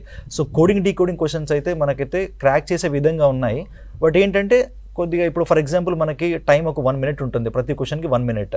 సో మీరు ఆ 1 minuteలో మీరు ఆ కోడ్ని క్రాక్ చేయగలిగితే నో ఇష్యూ, సో మీకు మార్క్స్ వస్తే నో ఇష్యూ. బట్ 1 minuteలో మీరు ఆ కోడ్ మీరు క్రాక్ చేయలేదు అనుకోండి, ఆ క్వశ్చన్ అక్కడే వదిలేసి మీరు నెక్స్ట్ క్వశ్చన్కి వెళ్ళాలి. ఓకే, సో ఏంటంటే it's not like other subjects, అన్ని సబ్జెక్ట్స్ లాగా అయితే ఇది ఉండదండి. సో ఏంటంటే మనకి టైం స్టిపులేషన్ టైం ఉంటుంది. సో ఆ టైంలో మీరు చేయగలిగితే దాన్ని చేయాలి, లేకపోతే దాన్ని వదిలేసి నెక్స్ట్ క్వశ్చన్కి వెళ్ళిపోతూ ఉండాలి. Okay, so and next thing ఏంటంటే లాజికల్ క్వశ్చన్స్ ఇచ్చారండి. లాజికల్ క్వశ్చన్స్ ఏంటంటే డిఫరెంట్ దాంట్లో కొన్నిట్లో కాజ్ అండ్ ఎఫెక్ట్ మీద క్వశ్చన్స్ అడిగాడు, కొన్నిట్లో స్టేట్మెంట్స్ అజంప్షన్స్ మీద క్వశ్చన్స్ అడిగాడు, కొన్నిట్లో స్టేట్మెంట్స్ కంక్లూజన్స్ మీద కూడా క్వశ్చన్స్ అడగడం జరిగింది. సో మనకి ఇక్కడ దీన్ని బట్టి మనకి ఏమర్థమైందంటే సో లాజికల్ రీజనింగ్ మీద ఎక్కువ కాన్సన్ట్రేట్ చేస్తున్నాడు అనేది ఒక పాయింట్ అయితే నాకైతే అర్థమైంది. అండ్ నెక్స్ట్ థింగ్ ఏంటంటే మనకి జనరల్గా మార్క్స్ అనేవి ఇప్పుడు జనరల్గా మన డిస్కషన్లో ఏమొచ్చిందంటే కట్ ఆఫ్స్ కొంతమంది 70 అంటున్నారు, 60 అంటున్నారు, కొంతమంది 75 కూడా అంటున్నారు. ఓకే, సో బట్ దీని ఇంపాక్ట్ ఎక్కువ ఉంటుందండి. సో మ్యాథ్స్ పేపర్ అనేది కొద్దిగా నార్మల్గా వచ్చి ఉంటే సో కట్ ఆఫ్ అనేది 80-85 దాకా కూడా వెళ్ళేది. బట్ ఈ పేపర్ అయితే టైం కన్జ్యూమ్ అని ఎందుకు అంటున్నారంటే ఒకటి రీజన్ ఏంటంటే బ్యాంకింగ్ స్టైల్లో అడిగాడు క్వశ్చన్. సో మనకి ఏంటంటే క్వాంట్ అని ఒకటే కనబడుతుంది సిలబస్లో, బట్ క్వాంట్ అనేది క్వశ్చన్స్ అనేది బ్యాంకింగ్ లెవెల్లో ఇప్పుడు ఫర్ ఎగ్జాంపుల్ ఒక టాపిక్ తీసుకుందాము, కాంపౌండ్ ఇంట్రెస్ట్ అని ఒక టాపిక్ తీసుకుందాము. ఆ టాపిక్ని బ్యాంకింగ్లో ఒక విధంగా అడుగుతాడు, స్టాఫ్ సెలక్షన్ కమిషన్లో ఒక విధంగా అడుగుతాడు, రైల్వేస్లో ఒక విధంగా అడుగుతాడు. సో ఇక్కడ ఈ పేపర్లో ఏం చేశాడంటే so time consuming questions, data interpretation question అనేది బ్యాంకింగ్ లెవెల్లో అడిగాడు. సో కొన్ని క్వశ్చన్స్ లాజికల్ రీజనింగ్ క్వశ్చన్స్ అనేవి రైల్వే లెవెల్ బోర్డులో అడిగాడు. సో ఇంకా కొన్ని questions I mean that algebra questions అయినా సో అదేంటంటే స్టాఫ్ సెలక్షన్ కమిషన్ మూడ్లో అడిగాడు. సో ఆ 3 కలిపి ఇలా పెట్టడం వల్ల సో మీకు కొద్దిగా టఫ్ అనిపించి ఉండొచ్చు. సో ఎందుకంటే నేను ఈ డిఫరెంట్ స్టూడెంట్స్ నేను హ్యాండిల్ చేశాను కాబట్టి సో నాకు ఈ క్వశ్చన్స్ చూడగానే నాకు ఇది అర్థమైంది. భరత్ గారు, మనకి యాక్చువల్గా మెయిన్స్ ప్రిపరేషన్కి సంబంధించిన వివరణ మీ దగ్గర తీసుకోవాలనుకుంటున్నాను. దాని ముందు ఒక ఫోన్ కాలర్ రెడీగా ఉన్నారు, వారితో మాట్లాడిన తర్వాత మళ్ళీ మన చర్చను కంటిన్యూ చేద్దాం. Yes, hello. హలో అండి సార్, నమస్కారం సార్. నమస్తే, మీ పేరేంటి సార్? నేను గణేష్ జగిత్యాల నుండి. గణేష్ జగిత్యాల, గుడ్. గణేష్ గారు మాట్లాడండి సార్. సార్ అంటే ఇప్పుడు జనరల్ గా మనం పేపర్ గురించి మాట్లాడితే మనకి హిస్టరీ పార్ట్ లో చాలా హార్డ్ వర్క్ వేసి చదువుకుంటాం సార్, కానీ ప్రతిసారి బిట్స్ మాత్రం పూర్తిగా తెలియని వస్తున్నాయి, చాలా తక్కువ వస్తున్నాయి సార్. ఓకే గణేష్ గారు మాట్లాడతారా? బేసిక్ అదే ఇష్యూ సార్. ఈసారి కల్చర్ పార్ట్ కూడా చాలా తక్కువ వచ్చింది. Okay okay. అంటే జాగ్రఫీ అంశాలు కూడా మనకి 12 యూనిట్స్ ఉంటాయి సార్ జాగ్రఫీలో. ఓకే, అంత హార్డ్ వర్క్ చేసి అంత కష్టపడి చదివితే ఇండియన్ జాగ్రఫీ చాలా తక్కువ కవర్ చేయడం జరిగింది. ఓకే. మ్యాథ్స్ లో స్టేట్మెంట్ క్వశ్చన్స్ 10 ఇచ్చారు సార్, ఎక్స్పెక్ట్ చేయలేదు అలా ఇస్తారని. సో అంటే సిలబస్ బాగా కాలేదు అని అనిపించింది. ఓకే. అండ్ ఒకటి చిన్న రిక్వెస్ట్ ఏంటంటే సార్, మనం కంపల్సరీ క్వశ్చన్స్ కవర్ చేయడానికి చాలా బుక్స్ వెరిఫై చేసినప్పటికీ అందులో లేని క్వశ్చన్స్ మనకు వస్తున్నాయి కాబట్టి కొంత ప్రిస్క్రైబ్డ్ మెటీరియల్ బుక్ సిలబస్ అనేది ఉంటే బాగుంటుంది sir. Yes yes yes yes Ganesh గారు చాలా విలువైన సూచనలు చేశారు. దానిలో ఒక హిస్టరీకి సంబంధించిన క్వశ్చన్స్ మీరు ఏదైతే చెప్పారో అందులో ఒకటే విషయం గుర్తుపెట్టుకోండి, వాస్తవంగా తెలంగాణ చరిత్ర మీద, భారతదేశ చరిత్ర మీద చాలా స్టాండర్డ్ బుక్స్ ఉన్నాయి, అవి లైబ్రరీలో మీకు అవైలబుల్ ఉన్నాయి. కానీ మార్కెట్లో ఉన్న పుస్తకాల్లో కాంప్రహెన్సివ్ పుస్తకాలు చాలా తక్కువగా ఉన్నాయండి. ఇక్కడ జరుగుతుంది ఏంటంటే మార్కెట్లో కొన్ని పుస్తకాలు రిలీజ్ అవుతాయి, అందులో రైటర్ పేరు ఉంటుంది కానీ అతని క్వాలిఫికేషన్ ఉండదు. దయచేసి మీరు హిస్టరీ బ్యాక్గ్రౌండ్ ఉన్న వాళ్ళ పుస్తకాలు కనుక చదివితే మీకు బహుశా ఈ క్వశ్చన్లకు ఆన్సర్ చేసే అవకాశం ఉండేది. తెలంగాణ హిస్టరీ మీద మార్కెట్లో మీ దగ్గరికి వచ్చే పుస్తకాల కన్నా ఆల్రెడీ రిలీజ్ అయిన పుస్తకాలు లైబ్రరీలో అవైలబుల్ ఉన్నాయి. ఆ పుస్తకాలు చదివిన వాళ్ళు బాగా స్కోర్ చేశారు. అగ్రి. కానీ ఇక్కడ ఏమైందంటే మార్కెట్ ప్రపంచంలో ఎవరు ఎక్కువ అడ్వర్టైజ్మెంట్ చేసుకుంటే వాళ్ళ పుస్తకాలు మార్కెట్ పోతున్నాయి. కాబట్టి డెఫినెట్గా వాటిని మనం చెప్పే ప్రయత్నం చేయాలి. హిస్టరీ అనేది ఒక అనర్గళంగా ఉంటుంది, అట్లాగే అదొక పెద్ద సముద్రం. కాబట్టి మీరు ఎంత చదివినా కూడా మీ ప్రిపరేషన్కి అందరి విషయాలు ఉంటాయి. కానీ ఇప్పుడు బేసికల్గా ఏ క్వశ్చన్లు అయితే చరిత్రలో అడిగారో ఆ క్వశ్చన్లో సంబంధించిన పుస్తకాలు మార్కెట్లో ఉన్నాయి, లైబ్రరీలో ఉన్నాయి. వాటి విషయాన్ని కూడా నేను మళ్ళీ మీతో ప్రస్తావిస్తాను. అట్లాగే జాగ్రఫీ క్వశ్చన్స్, అలాగే మెంటల్ ఎబిలిటీ క్వశ్చన్స్ టైం టేకింగ్గా ఉన్నాయని అభిప్రాయం, మీ అభిప్రాయంతో మీకు కూడా ఏకీపిస్తా ఉన్నాం. ఇప్పుడు భరత్ గారు, మనకు మెయిన్స్లో డాటా ఇంటర్ప్రిటేషన్ ఉంది, ప్రిలిమ్స్లోనూ ఎక్కువగా రీజనింగ్ లాజికల్ ఇష్యూస్గా ఎక్కువగా ఫోకస్ చేసినట్టుగా క్వాంట్ మీద ఫోకస్ చేసి చెప్తున్నారు. ఇప్పుడు ఈ ప్రిపరేషన్ రేపు మెయిన్స్లో డాటా ఇంటర్ప్రిటేషన్కి ఎట్లా ఉపయోగపడుతుంది, డాటా ఇంటర్ప్రిటేషన్ ప్రిపరేషన్ మీద విద్యార్థులు ఎట్లా చదివితే బాగుంటుంది? సో ఇప్పుడు ఈ మనకి రెఫరెన్స్ పేపర్, ఇప్పుడు ఈ గ్రూప్ 1 పేపర్ రెఫరెన్స్గా తీసుకొని మనం ప్రిపేర్ అవ్వాలి. సో ఎందుకంటే మీరు ఐ థింక్ ఇప్పటివరకు అయితే మీరు లాస్ట్ 2 పేపర్స్ రెఫరెన్స్గా తీసుకొని ప్రిపేర్ అయ్యి ఉండొచ్చు. ఓకే, బట్ ఈసారి అయితే ఈ పేపర్ రెఫరెన్స్గా తీసుకొని మీరు ప్రిపేర్ అవ్వండి. And I suggest you, so banking books ఉంటాయి, సో బ్యాంకింగ్ బుక్స్ కొద్దిగా ప్రిపేర్ అవ్వండి డాటా ఇంటర్ప్రిటేషన్కి. అండ్ రిమైనింగ్ నాన్ వర్బల్ రీజనింగ్కి అయితే మనకి ఆర్ఎస్ అగర్వాల్ బుక్ ఉంది, అది సరిపోతుంది. అండ్ అదే క్వాంట్కి వస్తే, క్వాంట్కి వస్తే, సో ఎందుకంటే మనకి సిలబస్లో కూడా క్వాంట్ సిలబస్ కూడా ఇచ్చాడు. అండ్ ఫస్ట్ థింగ్ ఏంటంటే మీరు ఫస్ట్ థింగ్ సిలబస్ అంటే నోటిఫికేషన్లో సిలబస్ని పూర్తిగా అర్థం చేసుకోండి. For example there is a topic time and distance అంటాడు. సో టైమ్ అండ్ డిస్టెన్స్ అంటే దీంట్లో బోర్డ్స్ అండ్ స్ట్రీమ్స్ కూడా వచ్చేస్తుంది. Okay, so time and work అంటాడు. సో దీనికి ముందు చైన్ రూల్ అని ఒక టాపిక్ ఉంది, అది కూడా వచ్చేస్తుంది. And also pipes and systems ఒక టాపిక్ ఉంది, అది కూడా వచ్చేస్తుంది. ఓకే, సో కొంతమంది ఇప్పుడు కాలర్స్ క్వశ్చన్స్ కూడా అడుగుతున్నారు. సో నా వరకు వస్తే ఏంటంటే, సో సిలబస్ అనేది పూర్తిగా ఇట్లా మనకి ఏంటంటే అక్కడ డిస్ప్లే చేయడు అనేది మన నోటిఫికేషన్లో. సో దాన్ని మీరు అర్థం చేసుకోవాలి, ఎందుకంటే they are interlinked topics. So for example ఒక టాపిక్ ఉంది percentage is nothing but base of quant. So సింపుల్గా పర్సంటేజ్ అంటాడు. సో పర్సంటేజెస్లో మీకు ప్రాఫిట్ అండ్ లాస్ ఇవ్వచ్చు, డిస్కౌంట్ ఇవ్వచ్చు, సింపుల్ ఇంట్రెస్ట్ ఇవ్వచ్చు, అండ్ కాంపౌండ్ ఇంట్రెస్ట్ కూడా ఇవ్వచ్చు. Okay, so syllabus first point ఏంటంటే నోటిఫికేషన్లో ఇచ్చిన సిలబస్ని పూర్తిగా అర్థం చేసుకోండి. అండ్ సెకండ్ థింగ్ ఏంటంటే బుక్స్ ఏంటంటే ఇప్పుడు రీజనింగ్ మీద ఎక్కువ కాన్సన్ట్రేట్ చేస్తున్నాడు కాబట్టి, సో రీజనింగ్కి అయితే ఆర్ఎస్ అగర్వాల్ బుక్ తీసుకోండి. సో దాంట్లో నెంబర్ ఆఫ్ క్వశ్చన్స్ ఉన్నాయి. అండ్ అది కాకుండా అండ్ బ్యాంకింగ్ లెవెల్లో ప్రిపేర్ అవ్వండి అంటున్నాను, ఎందుకంటే ఇది మన రెఫరెన్స్ తీసుకుంటే మనం బ్యాంకింగ్ లెవెల్లో ప్రిపేర్ అవుతే ఫ్యూచర్కి మీరు మంచి మార్క్స్ స్కోర్ చేయడానికి అవకాశం ఉంటుంది. ఓకే, మనం డాటా ఇంటర్ప్రిటేషన్ మీద ఉపయోగపడే అవకాశం. ఇప్పుడు మనము పాలిటీ అండ్ గవర్నెన్స్లోకి వెళ్దాం. అంటే నిజానికి విద్యార్థులు, అంటే అభ్యర్థులు, ఉద్యోగార్థులు ఎవరైతే గ్రూప్ 1 ప్రిలిమ్స్ రాశారో వాళ్ళు చాలా కంఫర్టబుల్గా ఫీల్ అయిన సబ్జెక్ట్ ఏదైతే పాలిటీ అనేది ఒక అభిప్రాయంగా ఉంది. అంటే మిగతా సబ్జెక్ట్స్తో పోలిస్తే పాలిటీ గవర్నెన్స్లోనే ఎక్కువ స్కోర్ వచ్చే అవకాశం ఉంది. దాదాపుగా పాలిటీలో అంటే ప్యూర్ పాలిటీ అంటే కాన్స్టిట్యూషన్ బేస్డ్ క్వశ్చన్స్ 11, గవర్నెన్స్కి సంబంధించిన క్వశ్చన్స్ దాదాపుగా మనకు మరొక దాదాపు ఒక 10 క్వశ్చన్స్ అట్లా వచ్చినట్టుగా చెప్తున్నారు, 10-15 క్వశ్చన్స్. అంటే పాలిటీ అండ్ గవర్నెన్స్ నుంచి 25 క్వశ్చన్లు వచ్చినట్టుగా చెప్తున్నారు. స్కీమ్స్ మీద ఒక 5 క్వశ్చన్స్ ఉన్నాయి, గవర్నమెంట్ వెల్ఫేర్ స్కీమ్స్ మీద, సెంట్రల్ అండ్ స్టేట్. అయితే ఇక్కడ పాలిటీ అండ్ గవర్నెన్స్ మీద దాదాపుగా ఒక 25 క్వశ్చన్స్ మనకు కనిపిస్తూ ఉన్నాయి. అట్లాగే స్కీమ్స్ కలుపుకుంటే ఇంకొక 4-5 క్వశ్చన్స్ పెరిగాయి. విద్యార్థులు ఈ పేపర్ ఈజీగా ఉందని అభిప్రాయం వ్యక్తం చేసిన వాళ్ళు చాలామంది ఈ పాలిటీని చూసే ఈజీగా అనుకున్నారు. కానీ ఈసారి చాలా చిత్రమైన విషయం ఏంటంటే క్వశ్చన్ చదవగానే మీకు ఈజీగా ఉంటుంది. ఈసారి క్వశ్చన్ పేపర్లో క్వశ్చన్ ఈజీగా ఉంటుంది, ఆన్సర్సే టఫ్గా ఉంటాయి. అట్లే ఉన్నాయి కూడా.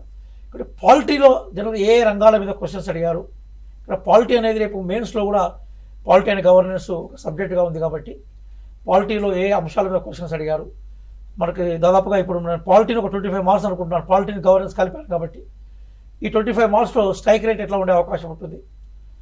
అట్లాగే మనకి ఏ కాంపోనెంట్స్ని పాలిటీ అండ్ గవర్నెన్స్ టచ్ చేశారు, దాని మీద మీ అభిప్రాయాలు చెప్పాల్సిందిగా డాక్టర్ శ్రీనివాస్ గారిని నేను రిక్వెస్ట్ చేస్తున్నాను. ముందుగా ఈ అనాలిసిస్ చేయటం అనేది విద్యార్థులకు ఎంతగానో దోహదపడుతుందని నేను అనుకుంటున్నాను సార్. టీశాట్ వాళ్ళకి ముఖ్యంగా అభినందనలు తెలియజేయాలి. ఎందుకంటే నిన్ననే వారు పరీక్ష రాశారు, సుమారు 3 లక్షల పైచీలకు పరీక్ష రాశారు. తర్వాత ఈరోజు ఒక రిఫ్లెక్టివ్ ఎక్సర్సైజ్ లాగా ఈ అనాలిసిస్ దోహదపడుతుంది. అంతేకాకుండా రాబోయే రోజులలో కూడా మళ్ళీ వాళ్ళు మెయిన్స్ రాస్తారు, గ్రూప్ 2 గ్రూప్ 3 లాంటి ఎగ్జామ్స్ రాస్తారు కాబట్టి ఈ కార్యక్రమం చాలా ఉపయోగం ఉంటుంది. ఇక ముఖ్యంగా మనం ఓవరాల్ పేపర్లో చాలామంది విద్యార్థులతో మాట్లాడినప్పుడు వాళ్ళు చెప్పిన విషయం ఏంటంటే ఫస్ట్ పాయింట్ ఏం చెప్తున్నారంటే పేపర్ లెందీగా ఉంది అన్న విషయం చెప్తున్నారు. అంటే చదవడానికి టైం టేకింగ్ అనే విషయం చెప్తున్నారు. మరియు అదేవిధంగా టైప్స్ ఆఫ్ క్వశ్చన్స్ ఏ విధంగా వచ్చాయి అన్న విషయాన్ని కూడా మనం తెలుసుకోవాలి. అంటే ఏ కాంపిటేటివ్ ఎగ్జామ్ రాయబోయినప్పుడు పిల్లవాడు ఏమేమి టైప్స్ ఆఫ్ క్వశ్చన్స్ వస్తున్నాయి అంటే మీకు పాలిటీలో కూడా మీకు 11 క్వశ్చన్స్ వచ్చినట్లయితే స్టేట్మెంట్ వైజ్ క్వశ్చన్స్ వచ్చాయి. అంటే ఏ కరెక్టా, ఏబి కరెక్టా, ఏబిసి కరెక్టా లాంటి క్వశ్చన్స్ వచ్చాయి. రెండవది ఏమిటంటే మ్యాచ్ ద ఫాలోయింగ్, అంటే ఇది ప్రశ్నలు అడిగే తీరు ఒక సరళి ఎలా ఉంటుందంటే కనుక మ్యాచ్ ద ఫాలోయింగ్ లాంటి క్వశ్చన్స్ వచ్చాయి. అదేవిధంగా క్రానాలజికల్ ఆర్డర్ లాంటి క్వశ్చన్స్ కూడా రావటం జరిగింది. ఇంకొకటి అసర్టివ్ అండ్ రీజనింగ్, అంటే ఓవరాల్ క్వశ్చన్ పేపర్లో మనకు టైప్స్ ఆఫ్ క్వశ్చన్స్ని కూడా విద్యార్థులు అర్థం చేసుకోవడానికి ఉంది. అందులో ముఖ్యంగా పాలిటీ క్వశ్చన్స్ చూసినట్లయితే 11 క్వశ్చన్స్ వచ్చాయి. మనం సిలబస్ చూసినట్లయితే కనుక Indian polity and political system అని కనుక డీటెయిల్గా చూసినట్లయితే గత 2 పేపర్లను చూసినట్లయితే ముఖ్యంగా మొదటిసారి జరిగిన పేపరు ఆ తదుపరి జరిగిన పేపర్ను చూసినట్లయితే కనుక ఈసారి ప్రతి ఒక్కరు కూడా ఫీల్ అయ్యేది ఏమిటంటే కనుక పాలిటీ క్వశ్చన్స్ అనేటివి ఈజీగా వచ్చినాయని. అంటే 11 క్వశ్చన్స్లో సాధారణంగా 8 క్వశ్చన్స్ వరకు తప్పకుండా విద్యార్థులు చేయగలిగే క్వశ్చన్సే. కాకపోతే ఎప్పుడు చేయగలుగుతారంటే కనుక కాన్స్టిట్యూషన్ మీద, అంటే ఈ ఆర్టికల్ వైజు క్వశ్చన్స్ అడగటం జరిగింది.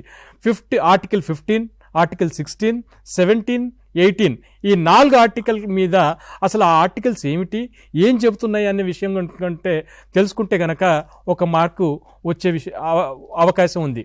అదేవిధంగా article 39A, article 43A, 48 and 51 ఈ ఆర్టికల్స్ అంటే ఏమిటి, ఫండమెంటల్ రైట్స్లో కానీ డైరెక్టివ్ ప్రిన్సిపల్స్ ఆఫ్ స్టేట్ పాలసీలో కానీ అదేవిధంగా మిమ్మల్ని ఆర్టికల్ 368కి సంబంధించిన విషయాలను కూడా అడిగాడు.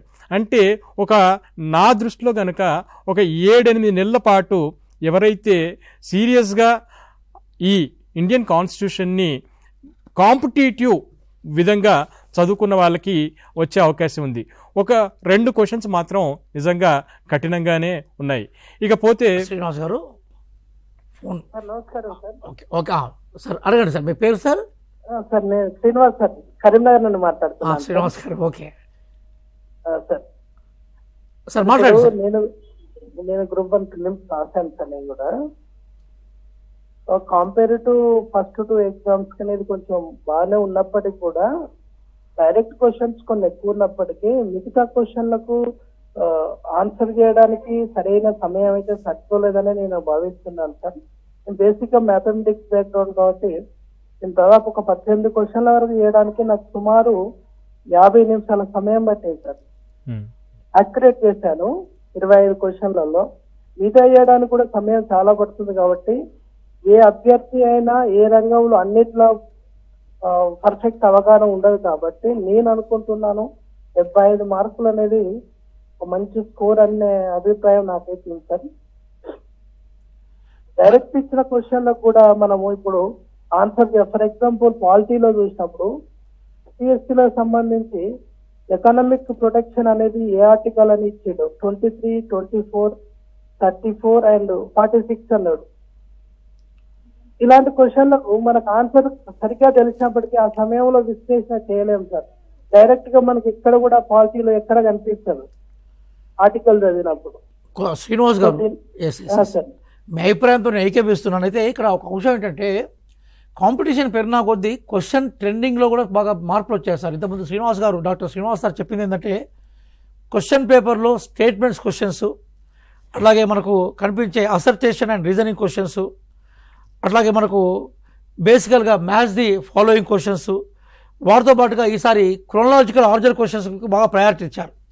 అంటే ఎక్కువగా గ్రూప్ 1 ప్రిలిమ్స్ ఎగ్జామినేషన్ ఏదైతుందో అది సివిల్ సర్వీస్కి సంబంధించిన మనకి ప్రిలిమినరీ ఎగ్జామ్ కూడా అది ఫాలో అవుతుంటుంది. ఇక్కడ ఎగ్జామినేషన్లో చాలా మార్పులు వచ్చాయి కాబట్టి, ఎగ్జామినేషన్ క్వశ్చన్ ఫ్రేమింగ్లో చాలా మార్పులు వచ్చాయి కాబట్టి కాంపిటేటివ్ ఎగ్జామ్స్ ప్రిపేర్ అయ్యే పిల్లలు కేవలం కంటెంట్ రీడింగ్తో పాటుగా ఎగ్జామినేషన్ సంబంధించిన ప్రాక్టీస్ కూడా చేయాలి. Yes, you are right. మీరు చెప్పిన అభిప్రాయం విలువైందే. అయితే 75 మార్కులు అనేవి ఇప్పుడు మీరు చెప్పిన పేపర్ ప్రకారము, ఇప్పుడు మనం చెప్తున్న విశ్లేషణ ప్రకారము 75 మార్క్స్ అనేవి నాకు తెలిసి కంఫర్టబుల్ మార్క్స్ పేపర్ స్టాండర్డ్ ప్రకారం. అందుకోసము దాదాపుగా మనకి కట్ ఆఫ్ గురించి మాట్లాడుకున్నప్పుడు మీరు చెప్పిన విషయాల మీద మరోసారి చర్చలోకి వద్దాం. డాక్టర్ శ్రీనివాస్ గారు కైండ్లీ కంటిన్యూ. సో మనకి ఇక్కడ ప్రతి అంశం అంటే ఒక 4 ఆర్టికల్ పైన అవగాహన ఉంటే ఒక మార్క్ వచ్చే అవకాశం ఉంది. అంతేకాకుండా మీకు 73, 74వ రాజ్యాంగం సవరణ చట్టం కింద స్టేట్ ఎలక్షన్ కమిషన్, చాలామంది పాలిటీ కూడా చాలా వైడ్గా ఉంటుంది సబ్జెక్టు. కాకపోతే క్వశ్చన్స్ చూసినప్పుడు చాలా ఈజీగా అనిపిస్తున్నాయి. ఎవరైతే స్టూడెంటు మనం తెలుగు అకాడమీ పుస్తకాలు కానీ లేకుంటే మంచి పబ్లిషర్స్ దగ్గర తీసుకున్న పుస్తకాలకు మాత్రం ఈ పేపర్ చేయగలిగిందే పాలిటీలో. ముఖ్యంగా ఇంకొకటి, కొన్ని మనకి గవర్నెన్స్ చూసుకున్నా లేకుంటే పబ్లిక్ పాలసీ చూసుకున్నా కానీ మనకి స్టేట్ గవర్నమెంట్ స్కీమ్స్తో జత చేసే క్వశ్చన్స్ కూడా అడగడం జరిగింది. అయితే ఓవరాల్గా మిగతా సబ్జెక్టులు, అది మీకు ఎన్విరాన్మెంటల్ కానీ లేకపోతే అర్థమెటిక్ కానీ, వీటన్నిటితో పోల్చినప్పుడు పాలిటీ అనేది ఈజీగా చేయొచ్చు అనే అభిప్రాయం విద్యార్థుల్లో కలుగుతుంది. కానీ వాళ్ళకు డెప్త్ నాలెడ్జ్ ఉంటే కనుక కరెక్ట్ ఆన్సర్స్ పెట్టే అవకాశం ఉంది. అంటే ఈ క్వశ్చన్ పేపర్లో ఒక మార్పు చూస్తాం మనం. గతంలో మనకి బేసికల్గా కాన్స్టిట్యూషన్లో ఆర్టికల్స్, సరే కోర్టు తీర్పులు, వీటి మీద క్వశ్చన్స్ ఉంటే కోర్టు తీర్పుల మీద 1-2 క్వశ్చన్సే వచ్చినట్టు కనబడ్డాయి. కానీ ఈసారి గవర్నెన్స్కి చాలా ఇంపార్టెన్స్ ఇచ్చారు. రైట్. గవర్నెన్స్ కూడాను వాళ్ళు ఏం చేశారంటే కాంటెంపరీ ఇష్యూస్ని కలుపుకొని రాష్ట్రంలో జరుగుతున్నటువంటి పలు పబ్లిక్ పాలసీ ప్రోగ్రామ్స్, అదేవిధంగా జాతీయ స్థాయిలో ఉన్నటువంటి నేషనల్ గవర్నమెంట్ చేస్తున్నటువంటి కార్యక్రమాలను కలుపుకొని అడిగాడు. అయితే మనకి క్వశ్చన్స్ కూడా ఇంటర్ కనెక్టెడ్ అయ్యే క్వశ్చన్స్ ఎక్కువ కనబడుతున్నాయి. ఇప్పుడు శ్రీనివాస్ గారు ఇప్పుడు దాదాపు 25 క్వశ్చన్స్ అనుకున్నాం మనం పాలిటీ అండ్ గవర్నెన్స్. సరే 2-3 మనకి కరెంట్ అఫైర్స్లో భాగంగా ఉంటాయి, 1-2 మనకి ఎకానమీలో తీసుకుంటాం, 1-2 మన సోషల్లో తీసుకుంటాం. సో రఫ్గా పాలిటీ గవర్నెన్స్లో 25 క్వశ్చన్స్ అన్నప్పుడు పేపర్ కొంత ఈజీగా ఉంది మిగతా సబ్జెక్ట్స్తో అనే ఒక అభిప్రాయం ఉన్నప్పుడు స్ట్రైకింగ్ రేట్ ఎట్లా ఉండే అవకాశం ఉంది మనకి? బేసిక్గా చదివిన విద్యార్థి మాత్రం 16 క్వశ్చన్స్ వరకు డెఫినెట్గా చేయగలుగుతారు. అది కూడా కాంపిటేటివ్ ఓరియంటేషన్ ఉన్న విద్యార్థులు మాత్రమే చేసే అవకాశం ఉంది. అంటే జనరల్గా గవర్నెన్స్ మీద, పాలిటీ మీద రెగ్యులర్గా ప్రిపేర్ అవుతున్న విద్యార్థులు మీరు చెప్పిన 16 క్వశ్చన్స్ అవుట్ ఆఫ్ 25 అంటే దాదాపుగా 60% స్ట్రైక్ రేట్ ఉండే అవకాశం ఉంటుంది. అంటే మిగతా సబ్జెక్ట్స్తో పోలిస్తే ఈ సబ్జెక్టులో ఎక్కువ స్కోర్ వచ్చే అవకాశం ఉంటుంది. మళ్ళీ ఒకసారి మనతో ఇంటరాక్షన్లోకి దగ్గరికి వస్తాను. తర్వాత మనకి అంకిత్ సార్ ఉన్నారు. ఇప్పుడు వారు దాదాపుగా చాలా సీరియస్గా వారు జియోగ్రఫీకి సంబంధించిన రీసెర్చ్లో నిమగ్నమై ఉన్నారు. ఒకటి ఎకాలజీ మీద, అట్లాగే ఎన్వైరన్మెంట్ ఇష్యూస్ మీద చాలా కమాండ్ ఉన్న వ్యక్తి కూడా. ఎందుకోసం వారు బేసికల్గా వారి నోట్స్, వారు మొన్ననే రీసెంట్గా మొత్తం టోటల్గా మారుదాన్ని నిర్వహించారు. ఒక కాంపిటేటివ్ ఎగ్జామ్స్కి సంబంధించిన ఒక యూట్యూబ్లో, ఒక కాంపిటేటివ్ ఎగ్జామ్స్ సెంటర్లో యూట్యూబ్లో 11 గంటలు ఏమో కంటిన్యూగా మారుదాన్ని చెప్పారు. 11 గంటలు కంటిన్యూగా జాగ్రఫీ, ఎకాలజీ, ఎన్వైరన్మెంట్ చెప్పారు. I appreciate him. ఎందుకంటే తెలంగాణ ఆదిలాబాద్కు సంబంధించిన మిత్రుడు ఆయన, కష్టపడి హైదరాబాద్ దాకా వచ్చాడు. హైదరాబాద్ నుంచి ఈరోజు స్పాన్సర్ స్కాలర్ ఉన్నాడు. నాకు తెలిసి మొత్తం ఈ తెలంగాణ రాష్ట్రంలో కానీ పక్కన ఇంకో తెలుగు భాష మాట్లాడే ఆంధ్రప్రదేశ్లో జియోగ్రఫీ, ఎకాలజీ, ఎన్వైరన్మెంట్ 11 గంటలు కంటిన్యూగా మారదాన్ని చెప్పిన వాళ్ళు ఎవరు లేరు. So appreciate him. ఈసారి జియోగ్రఫీ మీద కూడా ఒక విద్యార్థి ఆరోపణ చేశాడు, క్వశ్చన్స్ చాలా టఫ్గా ఉన్నాయన్నాడు. అలాగే ఎకాలజీ, ఎన్వైరన్మెంట్ క్వశ్చన్స్ కూడా ఈసారి కొంచెం లీడ్ చేసినాయి గతంతో కంపేర్ చేస్తే. ఓవరాల్గా మీ క్వశ్చన్స్ నా దగ్గర రిపోర్ట్ ప్రకారం 14 to 15 ఉన్నాయి పేపర్లో. మీ అభిప్రాయాన్ని, అసలు క్వశ్చన్స్ ఎట్లా ఉన్నాయి, స్టాండర్డ్ ఎట్లా ఉన్నాయి, ఏ అంశాల మీద క్వశ్చన్స్ని అడిగారు, దీని మీద ఒకసారి మీ ఇంటరాక్షన్ని నేను కోరుకుంటున్నాను సార్. ముందుగా టీసైట్ ఛానల్కి నేను కృతజ్ఞతలు చెప్పాలనుకుంటున్నాను. ఇలాంటి అనాలిసిస్ అనేది ఎగ్జామ్ తర్వాత చేసుకోవడం అనేది ఆస్పిరెంట్స్కి కానీ ఫ్యాకల్టీ మెంబర్స్ కానీ క్వశ్చన్ పేపర్ సర్లీ ఎలా ఉంటుందని అర్థం చేసుకొని ముందుకెళ్ళడం అనే దానికోసం చేసే ఈ కార్యక్రమం చాలా స్టూడెంట్స్కి కానీ టీచ్ చేసే వాళ్ళకి కానీ హెల్ప్ అవుతుంది.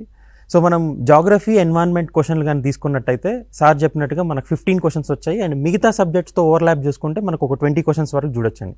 సో దీంట్లో మనకి 3 కాంపోనెంట్స్ ఉన్నాయి: Telangana geography, Indian geography and environment అండి. సో ఇందులో మనం చూసుకున్నట్టయితే ఇదివరకు జరిగిన కాంపిటేటివ్ ఎగ్జామ్స్లో, మన టీజీపీఎస్సీ కండక్ట్ చేసిన ఎగ్జామ్స్లో చూసుకున్నట్టయితే ఎక్కువ క్వశ్చన్స్ ఎప్పుడు తెలంగాణ జాగ్రఫీ, ఇండియన్ జాగ్రఫీ నుంచి వస్తాయి, ఎన్వైరన్మెంట్ నుంచి రావు. 3 to 4 క్వశ్చన్స్ వస్తాయి. కానీ ఈసారి ఏంటి అంటే ఎన్వైరన్మెంట్కే పెద్దపీట వేయడం జరిగింది. Because of all the climate change కానీ, గ్లోబల్ వార్మింగ్ కానీ, ఈ పొల్యూటెంట్స్ని రిలీజ్ అవ్వడం కానీ కెమికల్ పొల్యూటెంట్స్ కానీ ఇవన్నీ ఎప్పుడు న్యూస్లో ఉన్నాయి కాబట్టి ఇప్పటి నుంచి జరిగే ప్రతి కాంపిటేటివ్ ఎగ్జామ్స్లో మనం ఎన్వైరన్మెంట్ క్వశ్చన్సే ఎక్కువ ట్రెండ్లో చూడగలుగుతున్నాం. ఎందుకంటే ఎన్వైరన్మెంట్ అనేది జాగ్రఫీ బయాలజీ రెండు కలిపి ఉన్న క్వశ్చన్స్ కూడా ఫేమ్ చేసే ఛాన్సెస్ ఉంటాయి. సో ఫస్ట్ మనం చూసుకున్నట్టయితే ఇందులో తెలంగాణ జాగ్రఫీ నుంచి క్వశ్చన్స్ తీసుకున్నట్టయితే మనకి ముఖ్యంగా వచ్చిన క్వశ్చన్స్ ఏంటంటే ప్రాజెక్ట్స్ అండి, రివర్స్ అండ్ ప్రాజెక్ట్స్ మీద. So reverse and projects questions ఇవి ఎవరు సాల్వ్ చేయగలుగుతారంటే మనం ఏదో మెటీరియల్లో బుక్ తీసుకొని కంటెంట్ తీసుకొని చదువుకుంటే కాదండి, మనకంటూ ఒక తెలంగాణ మ్యాప్ పైన అవగాహన ఉండాలి. ఏ డిస్టిక్ ఎక్కడుంది, ఏ డిస్టిక్ ఏ బార్డర్లో ఉంది, అండ్ గోదావరి నది ఏది డిస్టిక్స్ నుంచి ఫ్లో అవుతుంది, కృష్ణా నది ఏ డిస్టిక్స్ నుంచి ఫ్లో అవుతుంది, and A project A river పైన ఉంది, నిజామ్స్ టైంలో కట్టిన ప్రాజెక్ట్స్ ఏంటి, ఇప్పుడు కొత్తగా కన్స్ట్రక్ట్ చేస్తున్న ప్రాజెక్ట్స్ ఏంటి, ఇలా ప్రతి దాని మీద అవగాహన ఉంటేనే మనం క్వశ్చన్ చేయగలుగుతాం. మనకి ఇచ్చినట్టు క్వశ్చన్ చూసుకున్నట్టయితే నిజాం సాగర్ ప్రాజెక్ట్ గురించి కానీ, లేదా మనకి కౌలాస్నాల ప్రాజెక్ట్ కానీ, ఆసిఫ్ నగర్ ప్రాజెక్ట్ కానీ, సో రివర్ గురించి మన ఒక మ్యాప్ పాయింటింగ్ క్లియర్గా అవగాహన ఉంటే ఈ క్వశ్చన్ చేయగలుగుతాం. అలాగే మనకి 2 కాన్స్టిట్యున్సీ గురించి, Aswaraopeta constituency and Adilabad constituencies, ఏది వెస్ట్లో, ఏది ఈస్టర్న్ మోస్ట్లో ఉంది, ఏది నార్త్లో ఉంది, ఇది ఏ బుక్లో ఉండదండి. ఇది బేసిక్ కామన్ సెన్స్. మన రాష్ట్రంలో ఉంటున్నాం, మన రాష్ట్ర సరిహద్దులు, మన రాష్ట్రంలో కాన్స్టిట్యున్సీస్, ఇది బేసిక్ అండర్స్టాండింగ్ అండి. సో ఇందాక ఒక కాలర్ చెప్పింది ఏంటంటే, సార్ నేను 12 చాప్టర్లు చదివినా దాని నుంచి క్వశ్చన్ రాదంటే రాదు, అది జనరల్ నాలెడ్జ్ క్వశ్చన్.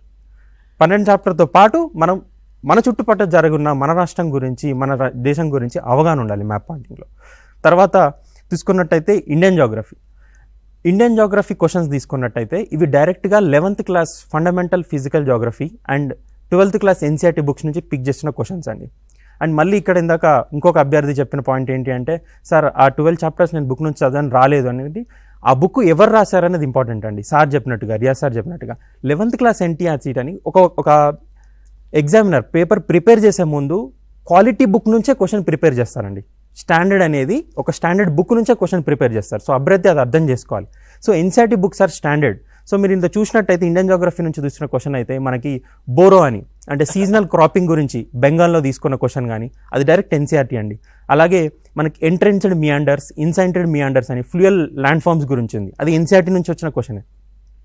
సో ఇది Indian geography and world geography ద్వారా. అండ్ దీంతో పాటు చాలామంది ఫారెస్ట్ అంటే ఇండియాలో ఉన్న టైప్ ఆఫ్ ఫారెస్ట్ గురించి నేర్చుకుంటారు, ఆకురాలు చడువులు కానీ, ఎవర్ గ్రీన్ ఫారెస్ట్ కానీ ఇలా నేర్చుకుంటారు. కానీ ఈసారి అడిగిన క్వశ్చన్ ఏంటంటే, ఆ ఫారెస్ట్ నుంచి రిలేటెడ్ రిపోర్ట్, రీసెంట్గా వచ్చిన రిపోర్ట్ 2021 ఫారెస్ట్ రిపోర్ట్ నుంచి 2 క్వశ్చన్స్ వచ్చాయి. ఫారెస్ట్ పర్సంటేజ్ గురించి కానీ, లేదా దాన్ని ఏ స్టేట్లో మ్యాక్సిమం ఫారెస్ట్ పర్సంటేజ్ ఉన్న క్వశ్చన్ కానీ, ఈ 2 రిపోర్ట్ రీసెంట్ రిపోర్ట్. సో మనకు సిలబస్లో ఉన్న టాపిక్స్తో పాటు ఆ టాపిక్ కరెంట్ అఫేర్లో ఉంటే అది కూడా మన సిలబస్లో పాటే. జస్ట్ నేను చదివిన బుక్లో 12 చాప్టర్స్ ఉన్నాయి అంతే, దాంట్లో నుంచి క్వశ్చన్స్ వస్తాయంటే అది తప్పు. ఇది నెక్స్ట్ నుంచి వచ్చే ఎగ్జామ్స్లో కూడా పక్కా కరెంట్ అఫైర్స్తో రిలేట్ చేసే క్వశ్చన్సే వస్తాయి. తర్వాత లాస్ట్ ఆస్పెక్ట్కి వచ్చినట్టయితే ఎన్విరాన్మెంట్ అండి. ఎన్విరాన్మెంట్లో తీసుకుంటే కొన్ని క్వశ్చన్స్ మాత్రం స్టాటిక్ పార్ట్ నుంచి వచ్చాయి. అంటే ఈ బయోడైవర్సిటీ యాక్ట్ ఎప్పుడు వచ్చిందని, వైల్డ్ లైఫ్ యాక్ట్ ఎక్కడ వచ్చిందని, ఇలా 2-3 క్వశ్చన్స్ ఉన్నాయి. మిగతా మాత్రం క్లైమేట్ చేంజ్కి సంబంధించింది కానీ, ఓజోన్ డిప్లేషన్ గురించి సంబంధించినవి కానీ, ఇవన్నీ ఈ కరెంట్ అఫైర్స్తో సంబంధించినవి. ఫర్ ఎగ్జాంపుల్ ఇప్పుడు ఓజోన్ లేయర్ క్వశ్చన్ చూసుకున్నట్టయితే అది పోలార్ వోర్టెక్స్ క్వశ్చన్ గురించి వచ్చారు. మన డిస్కషన్ కంటిన్యూ చేసే ముందు ఒక ఫోన్ కాలర్ ఉన్నారు, వాళ్ళతో మాట్లాడి మా డిస్కషన్ కంటిన్యూ చేద్దాం. సార్ దయచేసి మా ఫోన్ కాలర్ గారికి నా రిక్వెస్ట్, దయచేసి మాట్లాడండి సార్. హలో, నమస్తే సార్. నమస్తే అండి. ఇప్పుడు మనకి పాలిటీ, ఇండియన్ పాలిటీలో మీ పేరు సార్? మీ పేరు సార్? ఏ అంశాలు గ్రూప్ కి మోస్ట్ ఇంపార్టెంట్ గా క్వశ్చన్స్ వచ్చే అవకాశం ఉంది? సార్ మీ పేరేంటి సార్? నా పేరు హేమంత్ అండి. హేమంత్ గారు మాట్లాడండి సార్. సార్ నమస్తే సార్. నమస్తే అండి. ఇండియన్ పాలిటీలో ఏ అంశాలకి గ్రూప్ 2లో ఇంపార్టెంట్ ఎక్కువగా క్వశ్చన్స్ వచ్చే అవకాశం ఉంది? ఏ అంశాల మీద మనం దృష్టి ఎక్కువగా పెట్టాలి? Okay sir, okay. మనకు అంకిత్ గారు డిస్కషన్ అయిపోయిన తర్వాత మళ్ళీ డాక్టర్ శ్రీనివాస్ గారు మీ క్వశ్చన్కి ఆన్సర్ చెప్పే ప్రయత్నం చేస్తారు సార్. థ్యాంక్ యూ హేమంత్ గారు. Okay sir. Right. So environment గురించి డిస్కస్ చేస్తున్నామండి ఇక్కడ. సో పోలార్ వర్టెక్స్ అనే కాన్సెప్ట్ ఇది యూపీఎస్సీ ఆస్పిరెంట్స్ చేసేగలిగే క్వశ్చన్ అండి. నార్మల్గా గ్రూప్ 1కే గ్రూప్ 2కే ప్రిపేర్ అయ్యే ఆస్పిరెంట్స్ ఈ క్వశ్చన్స్ చేయలేరండి. ఎందుకంటే ఈ పోలార్ వర్టెక్స్ అనే కాన్సెప్ట్ మనకు అర్థం కావాలంటే మనకి జాగ్రఫీ మీద మంచి పట్టు ఉండాలి, కాన్సెప్చువల్ అండర్స్టాండింగ్ బాగుండాలి. సో మనకి ప్రతి ఎగ్జామ్లో చూసుకున్నట్టయితే ఫండమెంటల్ ఏరియాస్ నుంచి క్వశ్చన్స్ గ్యారంటీగా వస్తాయండి. ఏ సబ్జెక్ట్ అయినా కానండి, పాలిటీ కానీ, హిస్టరీ కానీ, జాగ్రఫీ కానీ, ఫండమెంటల్ క్వశ్చన్స్ 5 దాంతోపాటు కరెంట్ అఫైర్ లింక్ చేస్తూ క్వశ్చన్స్ ఇవ్వడం జరుగుతుంది. సో ఎన్వైరన్మెంట్లో కూడా అలాగే 4 to 5 కాన్సెప్ట్స్ అనేవి ఫ్యాక్ట్స్ ఇచ్చిన, స్టాటిక్ పార్ట్ నుంచి ఇచ్చిన, మిగతా 4 to 5 అని అప్లికేషన్ బేస్డ్ ఇచ్చారండి. ఓజోన్ డిప్లేషన్ కానీ లేదా మన క్లైమేట్ చేంజ్కి సంబంధించి ఎలినో ఎఫెక్ట్ గురించి కానీ ఇవన్నీ అప్లికేషన్ ఓరియంటెడ్ పార్ట్లో అడిగారండి. ఇది అంటే ఎగ్జామ్ మనం బుక్ నుంచి నేర్చుకోవాల్సింది కాన్సెప్ట్, అండ్ కాన్సెప్ట్ నుంచి మళ్ళీ ఎగ్జామ్లో మనం అప్లై చేసినట్టున్నాడు. డైరెక్ట్ క్వశ్చన్స్ అనేది రావడం ట్రెండ్ అనేది ఆగిపోయింది. సో ఫ్యూచర్గా ప్రిపేర్ అయ్యేది గ్రూప్ 2 కానీ గ్రూప్ 3 కానీ లేదా అప్కమింగ్ మళ్ళీ గ్రూప్ 1 నోటిఫికేషన్ కానీ స్టూడెంట్స్కి చెప్పేది ఏంటి అంటే మనం సిలబస్ కాపీ తీసుకోవాలి. బుక్లో ఉన్న సిలబస్ మనకి ఎగ్జామ్లో అడగడండి, సిలబస్లో ఉన్న నుంచే క్వశ్చన్స్ మనకు రావడం జరుగుతుంది. సో సిలబస్ కాపీ తీసుకొని దాని నుంచి ఫండమెంటల్ సోర్సెస్, మన జాగ్రఫీ లాంటి సబ్జెక్ట్స్కి అయితే ఎన్సీఆర్టీస్, ఆ ఫండమెంటల్ సోర్స్ నుంచి చదువుకొని తర్వాత కరెంట్ రిలేటెడ్గా దాంట్లో గవర్నమెంట్ ఏదైనా రిపోర్ట్స్ కానీ స్కీమ్స్ కానీ సింక్లో ఉన్న టాపిక్స్ ఏమైనా ఉంటే వాటిపైన కూడా నోట్స్ ప్రిపేర్ చేసుకోవాలి. అటుతో పాటు జాగ్రఫీ అంటేనే జాగ్రఫీకి 2 ఐస్ అండి, ఒకటి కాన్సెప్ట్ ఇంకోటి మ్యాప్. సో ప్రతి కాన్సెప్ట్ నేర్చుకున్నప్పుడు అది మ్యాప్లో ఎక్కడుంది, ఫర్ ఎగ్జాంపుల్ మినరల్ రిసోర్సెస్ గురించి చూసుకున్నప్పుడు, ప్రాజెక్ట్స్ గురించి, రివర్స్ గురించి చూసుకున్నప్పుడు ఆ మ్యాప్లో పాయింట్ చేస్తూ ఒక 10 to 15 మ్యాప్స్ మనకి తెలంగాణకు కానీ ఇండియాకి కానీ మనకి పర్ఫెక్ట్గా ప్రతి టాపిక్ అనాలిసిస్ ఉండగలిగితే మనం క్వశ్చన్స్ ఈజీగా చేయగలుగుతాం. అంకిత్ రెడ్డి గారు, అంటే ఓవరాల్గా మనకి కోవిడ్ తర్వాత, అంటే ఆఫ్టర్ కోవిడ్ తర్వాత ఎన్వైర్న్మెంట్కి సంబంధించిన క్వశ్చన్స్ బాగా పెరిగాయి, యూపీఎస్లో పెరిగాయి. అది ఇప్పుడు మీరు చెప్పిన దాని ప్రకారము తెలంగాణ పబ్లిక్ సర్వీస్ కమిషన్లో కూడా బాగా వచ్చాయి. అంటే అప్లికేషన్ ఓరియంటేషన్లో చదువుకోవడం అనేది ఇంపార్టెంట్. ఇప్పుడు మీరు చెప్పినట్టుగా ఇప్పుడు మనకు ఒక ప్రశ్న ఆదిలాబాద్ మీద అట్లాగే అశ్వరావుపేటకు సంబంధించిన ఇష్యూస్ మీద అడిగారు. అంటే విద్యార్థికి తెలంగాణ మ్యాప్ మీద ఒక సమగ్రమైన అవగాహన లేకుండా తెలంగాణ జియోగ్రఫికల్ ఈవెంట్స్ మనం సరిగా అర్థం చేసుకోకుండా క్వశ్చన్ ఆన్సర్ చేయలేరు. కాబట్టి దయచేసి జియోగ్రఫీ లాంటి సబ్జెక్ట్స్, ఎన్వైరన్మెంట్ సబ్జెక్ట్స్ చదువుతున్నప్పుడు మనము అప్లికేషన్ పాయింట్ ఆఫ్ వ్యూను మీరు బాగా పెట్టుకోవాలి. అట్లాగే ఇప్పుడు జియోగ్రఫీ, ఎన్వైరన్మెంట్ ఇష్యూస్ ఏవైతున్నాయో, అలాగే ఎకనామిక్ డెవలప్మెంట్ ఇష్యూస్ ఏవైతున్నాయో అవి మెయిన్స్లో కూడా సబ్జెక్ట్గా ఉన్నాయి. కాబట్టి మెయిన్స్కి ప్రిపేర్ అయ్యే అభ్యర్థులకి మీరు ఎట్లాంటి సూచనలు చేస్తారు? సో ముందుగా టీఎస్పీఎస్సీ గ్రూప్ 1 మెయిన్స్ సిలబస్ తీసుకున్నట్టయితే మనకి 5 topics Indian geography and Telangana geography గురించి ఉంది. తర్వాత సార్ చెప్పినట్టుగా ఎకనామీ అండ్ డెవలప్మెంట్ అని మనకు 5 టాపిక్స్ ఉన్నాయండి, టోటల్ 10 టాపిక్స్. సో ఫస్ట్ ఏం చేయాలంటే సిలబస్ మెయిన్స్ కాపీ తీసుకొని సిలబస్లో ప్రతి టాపిక్ని పూస విడదీసి, ఫర్ ఎగ్జాంపుల్ ఫస్ట్ టాపిక్ మనం చూసుకున్నట్టయితే మాన్సూన్ అని ఉందని, మాన్సూన్ అనే టాపిక్ తీసుకొని మాన్సూన్ పైన క్లియర్గా factors that influence the monsoon, మళ్ళీ తర్వాత మాన్సూన్తో పాటు related topic El Niño La Niña, Indian ocean dipole. So ఇలా కరెంట్ అఫైర్స్లో ఉన్న టాపిక్ ప్రిపేర్ చేసుకొని దాని గురించి ఒక నోట్స్ ప్రిపేర్ చేసుకోవాలండి. తర్వాత దీని గురించే యూపీఎస్సీలో కానీ, ఇప్పుడు ఫర్ ఎగ్జాంపుల్ ఈ సిలబస్ అంతా యూపీఎస్సీ ప్యారలల్గా ఉంది. సో యూపీఎస్సీలో దీని గురించి ఎలా ప్రీవియస్ క్వశ్చన్స్ అడిగారు దానికి ఒక మోడల్ ఆన్సర్ రాసుకొని పెట్టుకోవాలండి. ప్రతి టాపిక్కి ఒక మోడల్ ఆన్సర్ మనం రాసుకున్నట్టయితే, ఇప్పుడు ఫర్ ఎగ్జాంపుల్ మనకి ఇందాక చెప్పినట్టు తెలంగాణ జాగ్రఫీ, ఇండియన్ జాగ్రఫీ కలిపి 5 టాపిక్స్ ఉన్నాయి మెయిన్స్లో. అంటే 5 అంటే మనకి మినిమం 5 ఇంటూ ఈచ్ క్వశ్చన్కి ఈచ్ టాపిక్ మీద ఒక క్వశ్చన్ రావచ్చు. సో 10 క్వశ్చన్స్ రావచ్చు. సో మనం ప్రాబబుల్ క్వశ్చన్స్ ఒక 50 క్వశ్చన్స్ మనం ప్రిపేర్ చేసుకొని పెట్టుకుంటే ప్రతి టాపిక్కి, సో 10 క్వశ్చన్ ఖచ్చితంగా దాంట్లో నుంచి వస్తాయి. సో మనం ముందే కంటెంట్ ఒకవేళ క్వశ్చన్కి ఆన్సర్ రాసుకొని ఈ క్వశ్చన్ వస్తే ఈ పాయింట్స్ రాయాలి అని మనం ప్రిపేర్గా ఉంటేనే ఎగ్జామ్లో మనం వితిన్ 7 to 8 ఒక్కొక్క క్వశ్చన్కి 7 to 8 minutes టైం ఉంటుంది. సో ఆ 7 to 8 minutesలో మనం అక్కడ ఉండి ఆలోచించడానికి ఇంపాసిబుల్ అండి. సో ముందే మన దగ్గర కంటెంట్ బ్రెయిన్లో ఉంటే అప్పుడు వెళ్ళి రాయగలుగుతాం. సో మెయిన్స్కి సింపుల్గా ఏంటంటే టాపిక్ తీసుకోవడం, టాపిక్ మీద కంటెంట్ ప్రిపేర్ చేసుకోవడం అండ్ క్వశ్చన్స్ ఎలా రావచ్చు దాని మీద ప్రిపేర్ చేసుకున్నట్టయితే మనకు స్కోరింగ్కి చాలా హెల్ప్ అవుతుంది. బెస్ట్ సజెషన్ చెప్పారు. అంటే ఇప్పుడు మెయిన్స్కి ప్రిపేర్ అయ్యేవాళ్ళు, ఇప్పుడు మనం దాదాపుగా మన వీక్షకులందరూ కూడా మెయిన్స్ కోసం ప్రిపేర్ అయిన కొనుగోలు ఫిల్మ్స్ రాశారు. కాబట్టి సార్ చెప్పినట్టుగా మొత్తం సిలబస్ దగ్గర పెట్టుకొని ప్రతి టాపిక్ మీద ఒక మోడల్ క్వశ్చన్ని మనం ప్రిపేర్ చేసే మోడల్ ఆన్సర్ని ప్రిపేర్ చేసుకున్నప్పుడు మీకు ఉపయోగకరంగా ఉంటుంది. ఎస్పెషల్ ఒక తెలంగాణ ఉద్యమం తప్ప మిగతా అన్నిటి కూడా యూపీఎస్సీకి సంబంధించిన ప్రీవియస్ క్వశ్చన్ పేపర్ ప్రిపేర్ కావడం అనేది మంచిగా ఉంటుంది. శ్రీనివాస్ గారు, ఒక 2 నిమిషాలు మీ దగ్గరికి వస్తాను. ఇంతకుముందు మిత్రుడు అడిగాడు, ఏమడిగాడంటే పాలిటీ మెయిన్స్ కోసం ఎట్లా ప్రిపేర్ అయితే బాగుంటుంది అనేది 2 నిమిషాలు. యాక్చువల్గా పాలిటీ అనేది ఒక వైడ్ సబ్జెక్ట్. ఈ సబ్జెక్ట్కి బెస్ట్ బుక్స్ అంటే ప్రామాణికమైనటువంటి పుస్తకాలను తీసుకోవడం చాలా ముఖ్యం. అందులో దాదాపు యూపీఎస్సీ స్థాయిలో ప్రిపేర్ అవుతున్నటువంటి అభ్యర్థులందరూ కూడా దేశవ్యాప్తంగా లక్ష్మీకాంత్ పుస్తకాన్ని ప్రిపేర్ అవుతారు. దానికంటే ముందు ఎన్సీఆర్టీ పుస్తకాలు అనేటివి ప్రామాణికం. మన తెలుగు రాష్ట్రాల్లో కనుక చూసినట్లయితే తెలుగు అకాడమీ పుస్తకాలని తప్పకుండా మనం ఫస్ట్ స్టార్టింగే తెలుగు అకాడమీ పుస్తకాలతోటి స్టార్ట్ చేసి ఆ తదుపరి ఎన్సీఆర్టీ ఇంగ్లీష్ మీడియం వాళ్ళైతే కనుక ఎన్సీఆర్టీ పుస్తకాలని, లేకుంటే లక్ష్మీకాంత్ పుస్తకం వరకు చేసినట్లయితే కనుక తప్పకుండా వాళ్ళకి బెనిఫిట్ అయ్యే అవకాశం ఉంటుంది. ఇక శ్రీనివాస్ గారు అంటే బేసికల్గా పాలిటీ మీద పిల్లల కాంప్లైంట్ ఎట్లా ఉంటుందంటే ఇప్పుడు ఒకసారి రమాదేవి గారు మేడం సుంకర రమాదేవి గారి పుస్తకం కూడా చాలా మార్కెట్లో తెలుగు మార్కెట్లో బాగా ఉంది, ఎక్కువ అమ్ముడుపోతున్న పుస్తకం. అయితే ఈ కరెంటు పాలిటీని ఎట్లా మేము లింక్ చేయాలనేది ఇది. ఇప్పుడు ప్రాబ్లం ఏంటంటే ఇప్పుడు మామూలుగా ఇప్పుడు తెలుగు అకాడమీ పుస్తకాలు కానీ ఎన్సీఆర్టీ పుస్తకాలు కానీ పబ్లిష్ అవుతుంటాయి, సరే ఇయర్ తర్వాత అది రివిజన్ అవుతుంటాయి. కానీ ఎగ్జామ్లో ఎక్కువగా కరెంట్ పాలిటీ క్వశ్చన్లు అడుగుతుంటారు. ఎట్లా అంటే న్యూస్ పేపర్ రీడింగ్ని అంటే ఇటీవల కాలంలో అంటే ఎగ్జామ్ జరుగుతున్న సమయానికి సుమారు ఒక 4 నుంచి 6 నెలల బ్యాక్ డేట్ మనం తీసుకుంటే కనుక మనకు కరెంట్ పాలిటిక్స్ సంబంధించినటువంటి అంశాలని మనం ఇప్పుడు చూసుకోవచ్చు.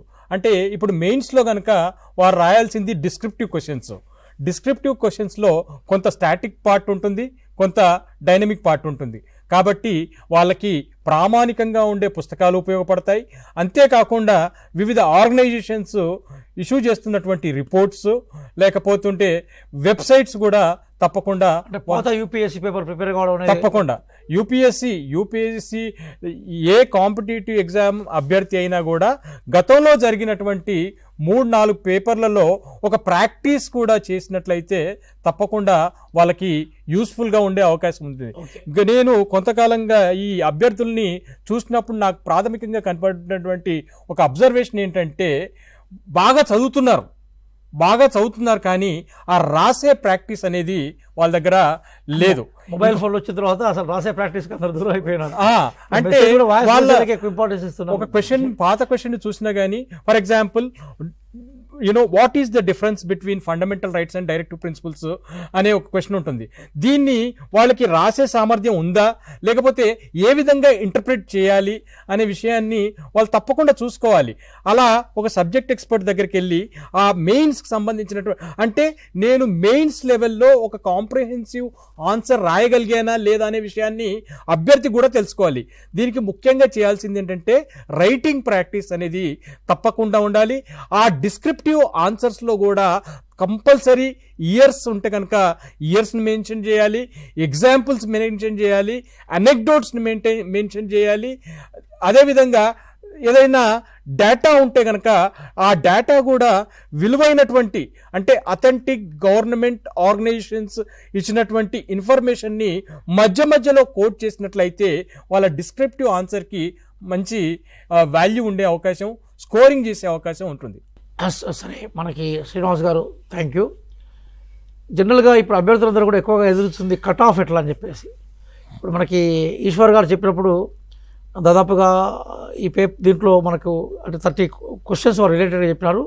ఇప్పుడు మీ దాంట్లో కట్ ఆఫ్ అయితే మీరు ఎంత అన్నారు sir? Striking rate GK current అఫేర్స్లో ఫండమెంటల్ క్వశ్చన్స్ వరకు పెట్టవచ్చు సార్. అవుట్ ఆఫ్ 30 అనుకున్నాం కదా, 18 అంటే 60% వరకు అన్నారు సార్.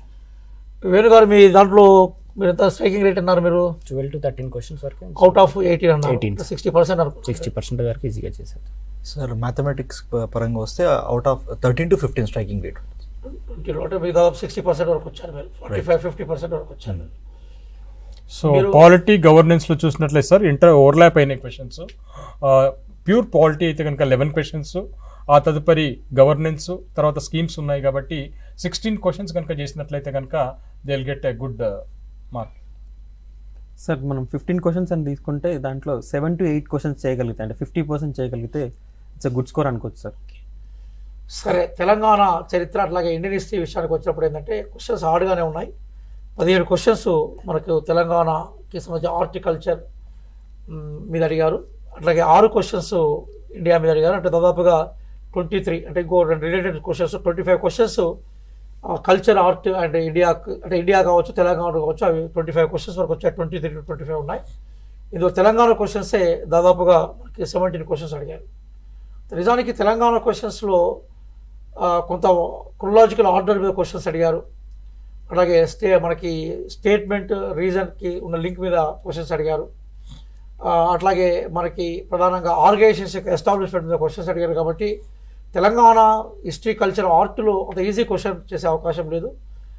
తెలంగాణ హిస్టరీ విషయానికి వస్తే నా ఉద్దేశంలో దాదాపుగా 50% స్ట్రైకింగ్ రేట్ ఉంటుంది, 60 ఉండే అవకాశం లేదు. ఈ 17 క్వశ్చన్స్ ఏవైతున్నాయో వీటిలో ఒక 8 నుంచి 9 చేయగలుగుతారు, మిగతా 7 నుంచి 6 క్వశ్చన్స్ కొద్దిగా ఇబ్బందిగానే ఉంటుందని నేను అనుకుంటున్నాను. ఇండియన్ హిస్టరీ కొంచెం తెలంగాణ హిస్టరీతో పోలిస్తే కొంత బెటర్గా ఉంది. అంటే ఐ మీన్ విద్యార్థులు ఈజీగా చేశారు అదిగా ఉంది. 6 క్వశ్చన్స్లో 3 to 4 చేయొచ్చు. అంటే తెలంగాణ ఇండియా హిస్టరీ కలిస్తే ఒక 50% స్ట్రైకింగ్ రేట్గా ఉంది. అంటే దీన్ని బట్టి మనకు అర్థమవుతుందంటే కట్ ఆఫ్ అనేది దాదాపుగా 68 మార్కుల నుంచి స్టార్ట్ కావచ్చు అని అనుకుంటున్నాం మనం. జనరల్గా స్టార్ట్ అయ్యి దాదాపుగా 74-75 మార్కులు పోయే అవకాశం ఉంది. 68 నుంచి 73 మార్కుల వరకు ఉండొచ్చు. సాధారణంగా మనకి బ్యాక్వర్డ్ కమ్యూనిటీస్కి సంబంధించిన విద్యార్థులు కానీ షెడ్యూల్ క్యాస్ట్, షెడ్యూల్ ట్రైబు, అలాగే ఉమెన్, వీటి విషయానికి వస్తే ఒకప్పటిలాగా ఓపెన్కి వీళ్ళ మధ్య పెద్దగా తేడా ఉండట్లేదు. అది మనం బాగా గమనించాలి. ఇప్పుడు అందరికన్నా ఎక్కువ మార్కులు వస్తున్నది ఈడబ్ల్యూఎస్ఏ. అందులోనే అంటే రిజర్వేషన్ శాతం దాదాపు 10% ఉంది కాబట్టి దానికి సంబంధించిన issues, court orders, reservation implementation, ఇవన్నిటి మీద కూడా టెక్నికల్ క్లారిటీతో మళ్ళీ ఒకసారి మాట్లాడుకుందాం మనం. కానీ ఓవరాల్గా మీరు గుర్తుపెట్టుకోవాల్సిన విషయం ఏంటంటే, నాకు తెలిసి 75 మార్కులు కనుక మీకు వస్తే you are more comfortable. 75 marks వస్తే మీరు కంప్లీట్గా 100/100 సేఫ్ జోన్లో ఉండొచ్చు. మిమ్మల్ని ఎవరు డిస్టర్బ్ చేయలేరు. ఓకే, 68 మార్క్స్ క్రాస్ అయితే ఓకే మీరు రన్నింగ్లో ఉన్నారని అనుకోవచ్చు. అంటే ఓపెన్కి చెప్తాను, 68 మార్క్స్ కనుక దాటితే మీరు ఖచ్చితంగా మీరు ఉండడానికి అవకాశాలు ఎక్కువ ఉన్నాయి. 75 దాటితే మీరు చాలా కంఫర్టబుల్ జోన్లో ఉన్నట్టు, 68 దాటితే మన సార్ చెప్పినట్టుగా మనకు అనిపిస్తుంది. కానీ ఇంతకుముందు చెప్పినట్టుగా మనకు schedule caste, schedule tribe, women reservations, BC రిజర్వేషన్స్లో విషయానికి వస్తే మాత్రము ఒక 5 నుంచి 7 మార్కుల వెనక్కి వచ్చే అవకాశం ఉంటుంది. కాబట్టి దాదాపు 62 నుంచి మొదలుకుంటే అట్లా ఉమెన్ కమ్యూనిటీ వాళ్ళకి ఇంకా తగ్గే అవకాశం ఉంటుంది. ఈ నేపథ్యంలో నాకు తెలిసి 60 మార్క్స్ దాటిన ఉమెన్ కమ్యూనిటీకి సంబంధించిన వాళ్ళు, ప్రధాన రిజర్వేషన్స్లో కొంత కాంపిటీషన్ తక్కువగా ఉన్న కమ్యూనిటీస్, ఇంకా డెవలప్ కావాల్సిన కమ్యూనిటీస్లో ఇంకొంచెం మీరు పికప్ చేసుకోవాలి. 62 దాటితే మీరు బాగానే. 65 దాటి ఉమెన్ కమ్యూనిటీ బేసికల్గా కంఫర్టబుల్ ఉండొచ్చు. షెడ్యూల్ క్యాస్ట్, షెడ్యూల్ ట్రైబ్ పిల్లలు కూడా 62 దాటితే కంఫర్టబుల్ ఉండొచ్చు, 60 దాటితే కంఫర్టబుల్ ఉండొచ్చు. ఓపెన్ కాంపిటీషన్ మాత్రం 68 అండ్ ఎబో అలా కంఫర్టబుల్ ఉన్న విషయాన్ని గుర్తుపెట్టుకోవాలి. ఒక ఫోన్ కాలర్ రెడీగా ఉన్నది, దయచేసి రెడీగా ఉందా? ఫోన్ కాలర్ ఉన్నాడా? ఓకే, కట్ అయిందా? ఓకే, ఇక మనకి దాదాపుగా మనం ఎండ్కి వస్తున్నాం మనం. కాబట్టి చివరిగా ఇప్పుడు మనకు లెక్చరర్స్ యొక్క అభిప్రాయం తీసుకున్నాం. వీరందరూ కూడా సీనియర్ ఫ్యాకల్టీ మెంబర్స్ ఉన్నారు. అట్లాగే అభ్యర్థులు అందరూ కూడా చాలా చాలా విషయాల మీద అడిగారు, చాలా నిజమైన జెన్యూన్ ఇష్యూస్ చెప్పారు. కానీ భవిష్యత్తులో ఎగ్జామినేషన్లో ఒక 2 అంశాలు మహేష్ అనుకుంటాను అడిగాడు. అదేంటంటే మనకి వాల్ క్లాక్ అనేది డెఫినెట్గా ఎగ్జామ్, ఎందుకంటే మనం వాచెస్ అలౌ చేయట్లేదు కాబట్టి వాల్ క్లాక్స్ పెట్టేప్పుడు అభ్యర్థి తను ప్రిపేర్ అవుతున్నప్పుడు, రాస్తున్నప్పుడు చెక్ చేసుకునే అవకాశం ఉంటుంది. ఎంత మేరకు ఉన్నాడు, ఎంత మేరకు లేదనే విషయాన్ని చెక్ చేసుకునే అవకాశం అభ్యర్థికి ఉంటుంది. అట్లాగే దాంతోపాటు కొంత టైం అనేది కేవలం ఈ టెక్నికల్ ఇష్యూస్, అవసరమైన ఇన్ఫర్మేషన్ ఇష్యూ మీద కూడా కొంత అడిషనల్ టైం మీద కూడా ఎగ్జామినేషన్ రిఫార్మ్స్ గురించి ఆలోచిస్తే బేసికల్గా మనకు కనపడుతూ ఉంటుంది. అంటే దాదాపుగా ఈ 10 to 10:30 అనేటువంటిది ఈ ఫుల్ ప్రూఫ్ అంటే ఎగ్జామ్ని కండక్ట్ చేయడంలో టీజీపీఎస్ అనేటువంటి ఫుల్ ప్రూఫ్ టెక్నాలజీతో కండక్ట్ చేసింది సార్. చూసుకుంటే మనకు ఓఎంఆర్ షీట్ పైన ఇన్విజిలేటర్ సిగ్నేచరు, అభ్యర్థి సిగ్నేచరు, హాల్ టికెట్ పైన ఇన్విజిలేటర్ సిగ్నేచరు, అభ్యర్థి సిగ్నేచర్. ఈవెన్ క్వశ్చన్ పేపర్ పైన కూడా ఈసారి ఇన్విజిలేటర్ సిగ్నేచర్ పెట్టడము, క్వశ్చన్ పేపర్ పైన హాల్ టికెట్ నెంబర్ రాయడానికి సపరేట్గా కాలం ఇచ్చారు. అంటే ఈ క్వశ్చన్ పేపర్ని అభ్యర్థులు అనేటువంటిది మెయిన్స్ అయిపోయి వాళ్ళ సెలక్షన్ అయిపోయేంత వరకు కూడా మెయిన్స్ ఈ క్వశ్చన్ పేపర్ని దాచిపెట్టుకోవాలని వాళ్ళకి గైడ్లైన్స్లో ఇచ్చారు. అదేవిధంగా 10 to 10:30 వరకు ఏదైతే ఈ బయోమెట్రిక్ తీసుకోవడము, ఈ సిగ్నేచర్స్ తీసుకోవడము అని 10 to 10:30 వరకు పెట్టారు. అంటే ఫస్ట్ టైం పెడుతున్నారు కాబట్టి ఈ బయోమెట్రిక్ ఇన్విజిలేటర్స్ అన్ని రూమ్స్లోకి తిరగడానికి కొంచెం లేట్ అయ్యి 10:30 దాటిన తర్వాత కూడా బయోమెట్రిక్ తీసుకోవడం అనేటువంటి జరిగింది. ఇన్విజిలేటర్ అక్కడే ఉంటారు కాబట్టి 10 to 10:30 లోపు హాల్ టికెట్ పైన సిగ్నేచర్ చేయడము, ఫోటో కంపారిజన్, వీటికి సంబంధించినవన్నీ కూడా 10 to 10:30 లోపు తీసుకుంటే ఈ విషయాలు ఏవి కూడా ముందుకు రావు. మనకి అభ్యర్థికి క్వశ్చన్ పేపర్ అనేటువంటి 5 minutes ముందే ఇవ్వాలి. క్వశ్చన్ పేపర్ బుక్లెట్ కూడా ఓపెన్ చేయడానికి ఆస్కారం లేదు, కానీ క్వశ్చన్ పేపర్ బుక్లెట్ ఇస్తే ఆ బుక్లెట్ పైన ఉన్న నెంబర్ని ఓఎంఆర్ పైన ఫిల్ చేసి బబుల్ చేయడానికి ఆ 5 minutes కూడా కంప్లీట్ అవుతుంది. ఎప్పుడైతే టైం స్టార్ట్ అవుతుందో ఆ టైం స్టార్ట్ అయినప్పుడు ఓపెన్ చేసుకొని ఈ అభ్యర్థి ఈజీగా ఎగ్జామ్ రాసుకోవడానికి ఉంటుంది. అంటే ఈ రకమైనటువంటి అంశాలు ఆల్రెడీ టీజీపీఎస్ ఇచ్చినప్పటికీ ఇన్విజిలేటర్స్కి కొంత అవగాహన లేక కొంత 10:30 తర్వాత కూడా బయోమెట్రిక్ తీసుకున్నటువంటి అంశం ఇక్కడ రిఫార్మ్స్ స్టార్ట్ అయినాయి. చెప్పినట్టుగా రిఫార్మ్స్ స్టార్ట్ అయినాయి, అవి ఇంకా మంచిగా కూడా కావాలనే విషయాన్ని కూడా చూసుకోవాలి.